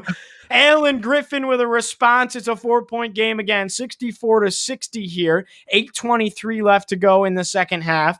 And the back and forth both of these teams go. Ethel Horton at the top of the key, running the point right now for Pittsburgh. Right side, it's a drive by Femi Odekale, nearly coughs up the ball. Back to Odekale on the right side. Top of the key, three-pointer is up and good. Big shot by Xavier Johnson, the junior out of Woodbridge, Virginia. And he hit that thing with confidence. Back to a 7-point lead for Pittsburgh we go. And 8:03 left to go on the clock, Marchak. That's a big shot. Yeah, I mean, as weird as his shot may look, he's still, I believe, 3 for 6 or 2 for 7 from the three-point land. So not a terrible statistic to look at. Obviously, one of their better three-point shooters. As I mentioned, of course, Ethel Horton is a great shooter for Pittsburgh, too. He's 5 for 9, so that's definitely a crooked number for him. That's why he's leading the way with 18 points for the Panthers, as well as Champaign, of course, with 18 on the board as well. And it's funny to mention that because obviously our two leading scorers, 18 points for Quincy Guerrier and 19 for Alan Griffin, who hit that dagger beforehand. So back and forth between kind of these two-headed monsters between Panthers and the Orangemen right now. Going back to the old Big East days, these two teams used to go at it, and they continue it in the Atlantic Coast Conference. 7-point lead right now for Pittsburgh, Kyle, 67-60, and they're looking at this replay here on the inside, trying to see if they might give a flagrant here to the Pitt Panthers, and it would be on Terrell Brown on the inside. He's been very quiet tonight, but a talented center / forward, can play the 4 and the 5, a senior out of Providence, Rhode Island. He had a big game against Syracuse in the first matchup, has been pretty quiet tonight, and it looks like they're looking for him on a flagrant here. We'll see what the consensus is. I mean, it was a tough body up against Dolezaj, but it looked clean to me, if I'm being completely honest. Marchak, your thoughts? Yeah, I mean, obviously Dolezaj, a guy who can really draw those fouls, and he gets a little theatrical with it. You can't deny that. He really soaks those fouls in the paint, and on that one, just looked like an elbow went up a little bit. I don't think it was anything flagrant either, but obviously a rough play right there. Yeah, no flagrant called here, it looks like. And Kadari Richmond running the point for the Orange. Kick to the inside. Jesse Edwards in the game right now. Puts up a 2. Off the mark. Alan Griffin trying to tip it in twice. Couldn't get it to go. And Jesse Edwards has to hit that shot if you're Syracuse. Lob to the inside, going the other way for the Pitt Panthers. A drive. Champagne tried to kiss one off the glass, off the mark. But a foul on the floor against Alan Griffin. It looks like Champagne will shoot 2. Yeah, Champagne just not afraid to get to the paint. I mean, he's so good at it for a small forward / power forward. He's just I suppose maybe a 2-3. He's just so dynamic, and there's no lack of depth at his position. And obviously a guy who's not afraid to get to the paint. And of course, Griffin not happy with himself right there. And Edwards almost getting in the mix too, right off the bat. Obviously, you and I had that question, who was going to replace Dolezaj, who was simply getting into foul trouble far too soon later on in this game, and Edwards is the face to look at right now. Absolutely. Syracuse and Pittsburgh in a good one, but Pittsburgh holds that large lead over Syracuse at the moment. And we're under 8 minutes to go here with about 7:40 left. Timeout on the floor, TV timeout. And we'll await 2 free throws from Justin Champagne. Kyle, what does Syracuse have to do to claw back into this game? Well, obviously their shot selection has been there. That's improved, and execution on the inside will need to continue. But I think the biggest thing is just continuing to out-rebound Pittsburgh. Not that they have been, honestly. Pittsburgh obviously going to out-rebound a squad in Syracuse who has struggled at the center position, and we'll see just how good Jesse Edwards is at kind of replacing Dolezaj's absence right now. I think the ball movement has been key, but we need a little bit better ball movement for Syracuse because Pittsburgh has really split up that 2-3 zone on their offensive side of the court. Meanwhile, Syracuse, obviously a team who likes to slow the ball game down a little bit. So they're not going to be too fantastic in transition, which has been really key tonight as Pittsburgh has looked really sharp in transition, especially with guys like Justin Champagne. Yeah, we got ourselves what should be an exciting finish here. Justin Champagne is playing elite basketball right now, just simply cannot be stopped, Kyle. Yeah, I mean, obviously this game is going to end up close right now. Champagne, the key to kind of keeping that separation for Pittsburgh, ESPN has it a 3-point favorite for Syracuse. If I had to predict it, I think it would be a 3-point favorite for Pittsburgh. Syracuse, a gritty team, and they'll keep themselves in this game. But right now, the execution is just in Pittsburgh's favor. I couldn't agree with you more. Again, the TV timeout continues here, so we might as well address some of the questions going on in the chat. As I just want to throw up a new background there, just kind of show off a couple of the different ones I made. So this was our one for today with the Syracuse and the Pittsburgh logo on there. And this is just kind of a default one as well. You got Boeheim, Griffin, Gary A., Michael Jones, Sean Tucker, Joe Girard, Garrett Williams, Buddy Boeheim, Merrick Dolezaj, and, of course, the GOAT Dino Babers. 67-60 is the lead for Pittsburgh here. 7:40 left on the clock, and it looks like we will be back to basketball momentarily inside the Peterson Event Center. What a nice arena. The Oakland Zoo, they like to call it. No Oakland Zoo today, though. With that Pittsburgh student section, obviously not a force. Yeah, I mean, it's just a great arena, and that's really what you should expect in the ACC. Obviously, Syracuse is the largest venue in college basketball, using the Carrier Dome as a two-way sport kind of venue, and so it's always fun to be at the Dome. And obviously, you and I have both been at some very large games there in Syracuse and Pittsburgh. No shortage of a good venue for sure. Absolutely. Champagne hits both of his free throws. The lead is now 9. 69-60, 7.5 minutes left on the clock, and Syracuse needs to do something quick. Jesse Edwards in at center. I believe Merrick Dolezaj has fouled out of the game. Alan Griffin with a spin. Kick to Dolajai on the inside, or excuse me, Guerrier. Guerrier can't get a 2 to go. Edwards chasing after a rebound, and out of bounds it will go. We'll stay on this end of the court. Syracuse will have it, and a fresh 20 on the shot clock, Kyle. Dolajai being out of this game is a huge problem for Syracuse right now, especially with a whole 7.5 minutes. Or he's not out of the game. Okay, I misspoke. He comes back in. In my head, I'm just thinking, because we don't have the commentators on and we were trying to keep track. Boeheim, a tough 2, a jumper from the elbow, gets it to go. In my head, I was just thinking he had a lot, and why else would Edwards be in the game at that point? But Dolajai's back in, definitely in some kind of foul trouble, though. He's committed quite a few. Yeah, absolutely. He's kind of been hacking all night, and he's a really aggressive defender for sure in the paint, but falls into that foul trouble far too often. And a big bucket here for the Pitt Panthers. It's a 2-pointer from Horton, and it's back to a 71-62 lead. 9-point ball game here with 6.5 minutes to go. Dolajai is spin and a drive. Gives it out. Boeheim deep 3, and Boeheim can't connect. Dolajai can't pull down the rebound. Pittsburgh streaking out. Alan Griffin, I thought he was going to go up and swat that one off the backboard. Nonetheless, a big-time dunk there for Xavier Johnson. Fast break points have been the dagger for Syracuse. And now it's a 73-62 ball game. A 9-2 run for Pittsburgh. And a 3-pointer there is off the mark again for Boeheim. 6:11 left to go on the clock, and Pittsburgh's starting to run away with it and take the momentum. Yeah, 6 minutes to go, as you mentioned, and Syracuse has to make a change right now. But it's just that question exactly what that may be. I'd expect to see Girard on the court soon enough. And, his three-point shooting hasn't been big, but we might need it later on in this game. A deep 3 there off the mark for Xavier Johnson, and a drive and a bucket. Oh my goodness. Femi Odekale putting the team on his shoulders on that play. It's a 75-62 ball game, and with a 13-point lead, Pittsburgh has really run away with this game. Here's Alan Griffin with a drive near the ACC logo. Kick out Kadari Richmond. He won't shoot that 3. He really won't. 3-pointer from the corner out of Buddy Boeheim. No good. Rebound here for the Panthers by Coulibaly. And here they come, fostering a 13-point lead as we near 5 minutes to go in the ball game, Kyle. It's not looking good if you're a Syracuse fan. Yeah, absolutely. And I'm just reminiscing to times where we would have close ACC matchups. I can recall only a few years ago with guys like Tyus Battle, who hit daggers against squads like Clemson in recent years. And you really wish you could have that right now.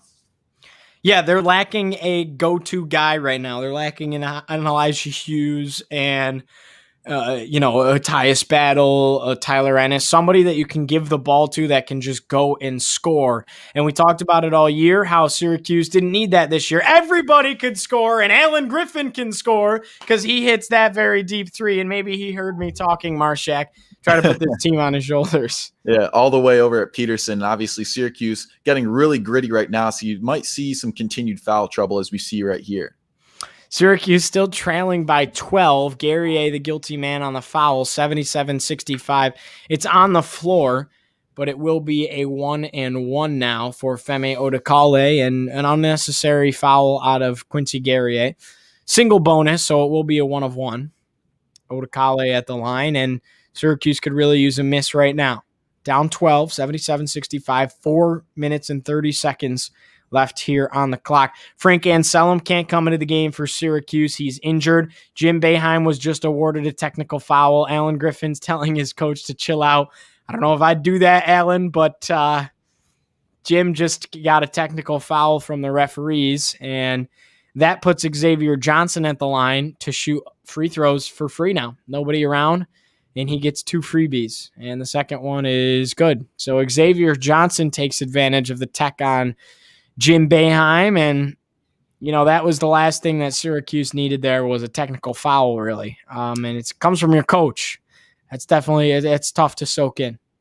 Yeah, absolutely. I mean, not only has he lacked a little bit of discipline in his players as of late, but I guess now of himself. So that says a lot about Syracuse's fate in this season. Obviously, a lot of things that they'll have to improve on in order for further success. But for now, a 15-point lead for Pittsburgh.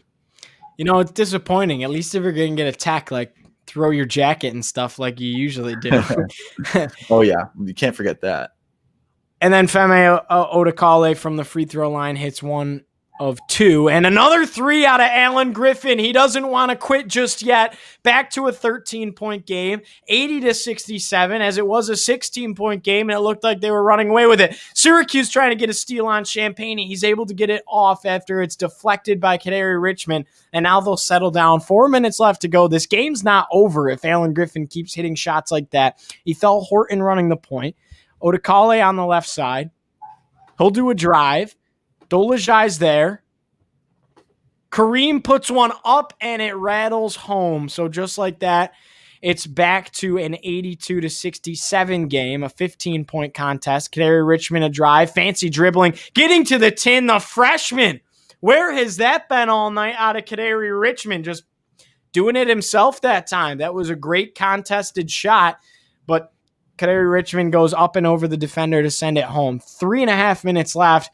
Syracuse still trailing now 82-69, a 13-point contest. And Pittsburgh's going to take all their time in the world, of course. Yeah, and meanwhile, that full court press has come out for Boeheim's squad. Deep 2 here, and connecting is Femi Odekale. No problem there. Pittsburgh just continues to tack it on. Syracuse can't come away with a defensive stop when they need it. Boeheim thought about a 3, picks up his dribble. Alan Griffin thought about one as well. Oh, he's got his defender on his heels, a deep 2, and he's able to draw the contact as he faded away. Xavier Johnson, the guilty man, and Alan Griffin will shoot 2 at the charity stripe. Feels like a little too late, though, with 3 minutes left to go on the clock, 2:55, I should say, and Syracuse trailing by double digits. Yeah, Syracuse will need something really special here. You thought maybe at least the game would end closely, but Pittsburgh continuing to gain that separation, if not maintain it, with that 15-point lead right now. 3 losses in a row it would be for Syracuse, and 2 of them to the same exact team. Definitely interesting.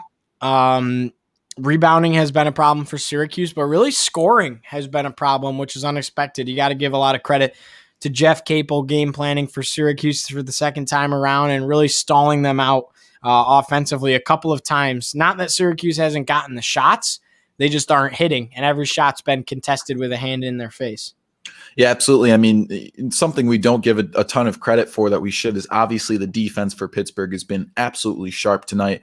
Even guys like Champaign, who lean more on their offensive ability, have been extra sharp in the defensive side of the ball. Absolutely. Some people were asking if we're calling the Buffalo Bills game tonight, and we were thinking about it, but I think we're just going to enjoy the game as football fans. We love it, but I'm gonna be on Zoom with some friends and family watching the game, and I don't get me wrong, there's no excuses. We'd love to call it. We've called a lot of games, but I think we're just going to enjoy this one as fans. But everyone else enjoy that game tonight. I couldn't be more excited for it. It's definitely going to be an exciting one, to say the least. Yeah, I mean, obviously, ever since you got this production going and had me on, it's been a blast. And so hopping on Orange Heat has inspired me to get my channel going, and honestly just realizing that as a broadcaster, the sports world is really at its peak right now, whether it's combat sports, basketball, baseball. It's just all exciting right now. So it's been a blast being on here and obviously starting my own production as well. So thank you for having me on. Oh, of course, Marchak, you're the man. Like I said, it doesn't feel the same to do it without you, that, when you have to work or whatever. It's definitely, you make it a blast, and best broadcast partner in the world, no doubt. And if people don't know, we might be going to college together. Our top 2 schools are the same exact top 2 schools, and the other ones we applied to are pretty much the same as well. So it's a very big possibility that we might be roommates. Yeah, I mean, that would be certainly exciting. Obviously, working with you was a blast. And, I'd like to think that you and I kind of couple of dimes in a dozen, I guess, or diamonds in the rough, however you may describe it, is, not too many kids like us have such a drive and such a passion for broadcasting. Whether or not we're successful at it yet, we're just looking forward to improving. And like I said, just 2 kids with a dream. So it's always a blast to be on here with you.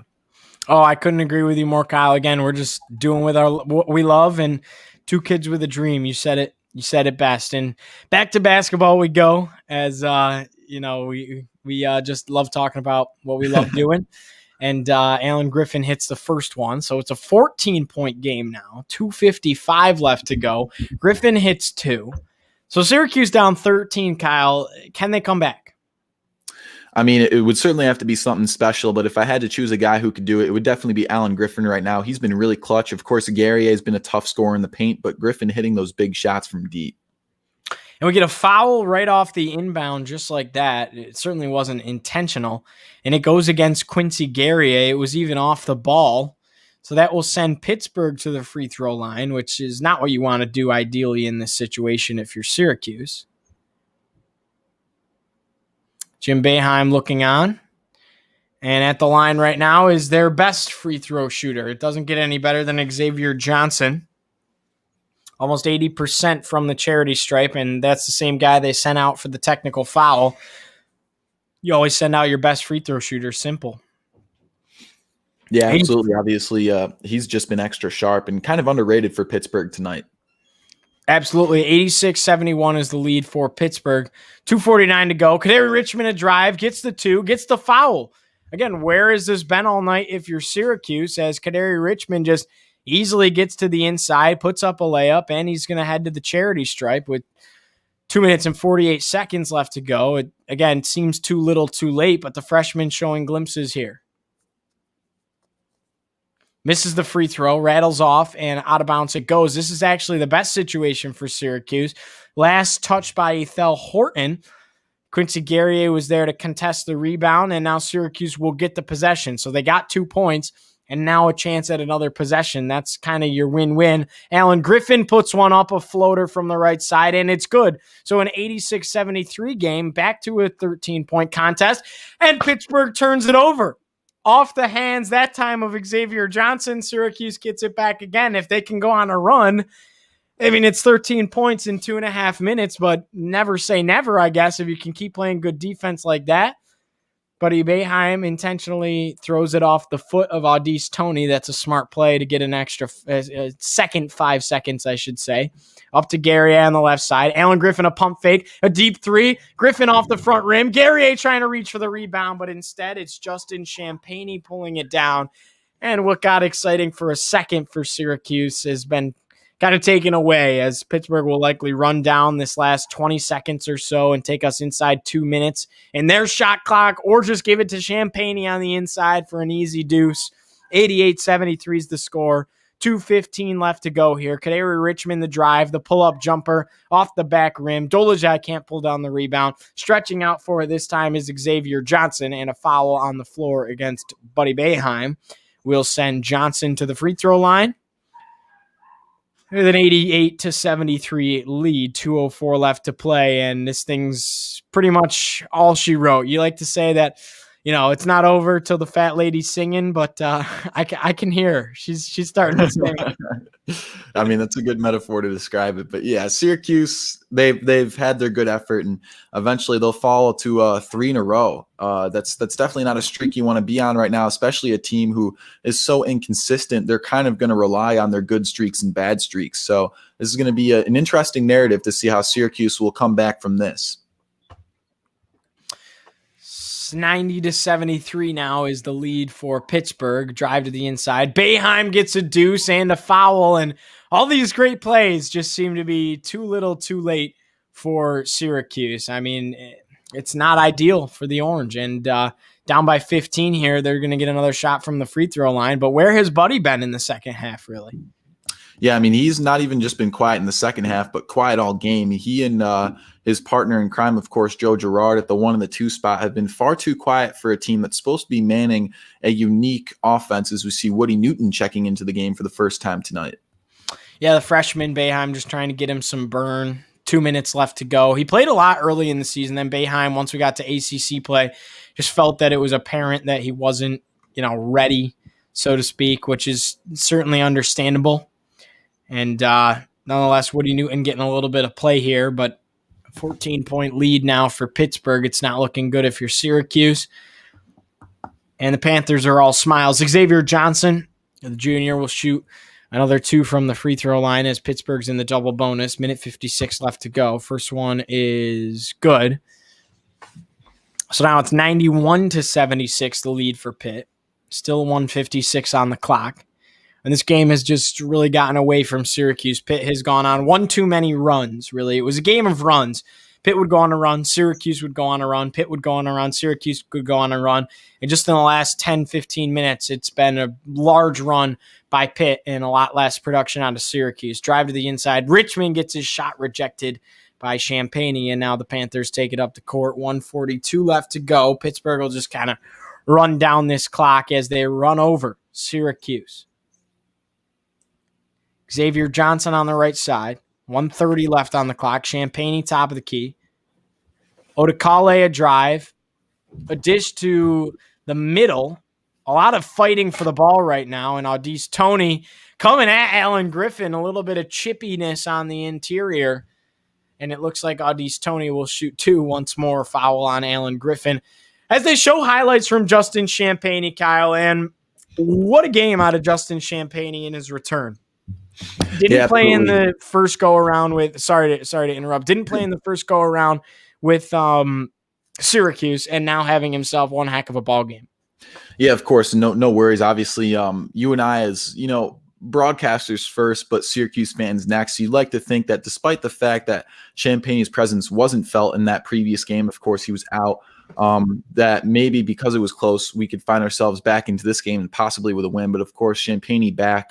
You and I both kind of knew in the back of our minds that this game was probably going to fall in Pittsburgh's favor with Champagne's presence that was only going to add to the success of Pittsburgh tonight. And another three here missed by Alan Griffin, 76-94. Pittsburgh with a humongous lead as we reach a minute left to play, and they continue to keep their foot on the gas, just trying to play keep away here. Ethel Horton now with it, pass to the mill, top of the key, Femi Odekale, and Syracuse really just, they're trying to get a takeaway here. It's over. It's over. Drive to the inside. Syracuse actually with a big block there from Alan Griffin. Audice Toney gets a floater to go from the free throw line, and 96-76. Just like that, Pittsburgh blowing out Syracuse by 20. Boeheim's three, no good. Out of bounds off the hands of Marek Dolezaj. 34 seconds left, and Pittsburgh will kind of run this thing out. And you can see the frustration on Marek Dolezaj's face as he slams the ball to the court, Marchak. Yeah, as unsuccessful as Syracuse may seem right now, falling to, I believe, 7-4, and Pittsburgh will go up to 7-2. You have to wonder, what new looks will we see? Obviously, we need to get Dolezaj on the court as much as possible, but with a guy like him, we're going to have to split minutes between him and possibly Griffin or whoever it may be, because the fact of the matter is Syracuse will want a center on their court who can really rebound. But if we look at the statistics afterwards, which we will soon enough, you'll see that the rebounding has always been a trouble for Syracuse as long as Dolezaj is on the court. He's a guy who is more athletic for a 3 or a 4. So a lot of narratives to look at here for Boeheim and his Orangemen for sure. 19 seconds left. Pittsburgh will just run this out and take a shot clock violation. I'm sure of it. It's a 20-point lead, 96-76. It was an exciting first half. And then in the second half, it really just got away from Syracuse. A three-pointer here off the mark. Pittsburgh will just run out the final 2 seconds. And that's all she wrote here from the Peterson Event Center. Pittsburgh goes on a deep second half run to take down Syracuse, sweeping the Orange this season, 96-76. The final score here in Pittsburgh, Pennsylvania. Kyle, Syracuse, the struggles are real. Now they lose their second game in a row. They lost to Pittsburgh just a week ago. They beat Georgetown. Then they lost to North Carolina. And they lose again here tonight, Kyle. Syracuse only one ACC win so far. It was against Boston College. They're now 1-4 in ACC conference play. 1-3 or 1-4 in ACC conference play. And the struggles have been real for Syracuse, to say the least. Yeah, 100%, as we see some footage here of some successes and some failures. Alan Griffin was clutch at late, but obviously Champagne, the better forward in the matchup. Guerrier tried his best on the inside, and he certainly had his highlights. But at the end of the day, that lack of rebounding at the center position, I think, is the narrative for Syracuse to worry about right now. Jim Boeheim, in one of his most recent struggles, it's tough to see such a storied coach fall to 7-4 now, and it's beginning to look a lot more like that bubble team, and perhaps maybe not even. So we'd hate to see the NIT this year. Of course, as a broadcaster first, you have to understand that fate. Oh, absolutely, and it's not looking good for Syracuse, and they need a big man, and it's hard to blame it on them when you don't have a center that can play right now, and you have a very significant injury on your basketball team, Kyle. Let's take a look at some of the stats to wrap things up, and then we will conclude our broadcast today of the Syracuse versus Pittsburgh ACC men's basketball game here on Orange Heat. Kyle, why don't you go ahead and tell me a little bit about what Pittsburgh did in the stat column today? Yeah, absolutely. I mean, obviously, Justin Champagne's presence was felt at 24 points and 16 rebounds. That's a really crooked box score right there. 9 for 18 from field goal. So obviously, 50% from the field is pretty solid, especially at his position. Coulibaly, not a ton of shots, but he got a good amount of rebounds. Like I said, 16 rebounds from Justin Champagne is just absolutely ridiculous. Nonetheless, they spread the wealth well. Their bench didn't do all too much. Odakali with 5 points off the bench and a couple of rebounds, but 8 assists. So he was felt certainly. And of course, you can't forget Horton, Tony, and Johnson all edging around 20 points. 23 was the next best for Xavier Johnson, who had 2 3-pointers. And of course, Horton was absolutely deadly from three-point land, 50% on the day, 5 for 10. So 5 3-pointers will definitely get you on the stat sheet with only 5 extra points from inside the paint. So he was certainly felt with 6 rebounds and 1 assist. And then, of course, 7 assists from Johnson. So they spread the wealth well, both assists and point-wise. Really just a deep roster for Pittsburgh, and the Panthers looked so sharp tonight, especially with Justin Champagne leading the way.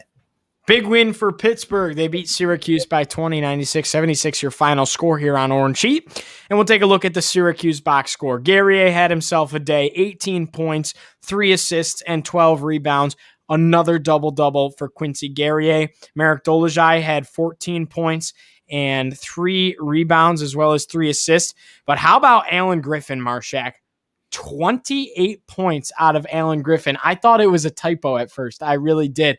He got hot in the second half. He was really the only life of Syracuse at times. 28 points and 7 rebounds. And it goes very quietly considering Syracuse lost by 20 today, that Alan Griffin dropped nearly 30 points. Big game out of Alan Griffin. Buddy Boeheim, 12 points today, 3 rebounds, 5 assists, went 4 for 12 from the field. Here's the big problem with Buddy Boeheim. 0 for 8 from 3-point. That's tough to handle. 0 for from 3, and Joe Girard went 0 for from 3 as well. 0 for 4 from the field, 0 for 3 from the 3-point arc. Only 2 points today for Joe Girard, 2 assists and a rebound. Off the bench, it was Kadary Richmond with 2 points, 3 rebounds, and 3 assists. A tough loss for Syracuse, a big win for Pittsburgh as they sweep the Orange in the season series, 96-76. Your final today, Kyle.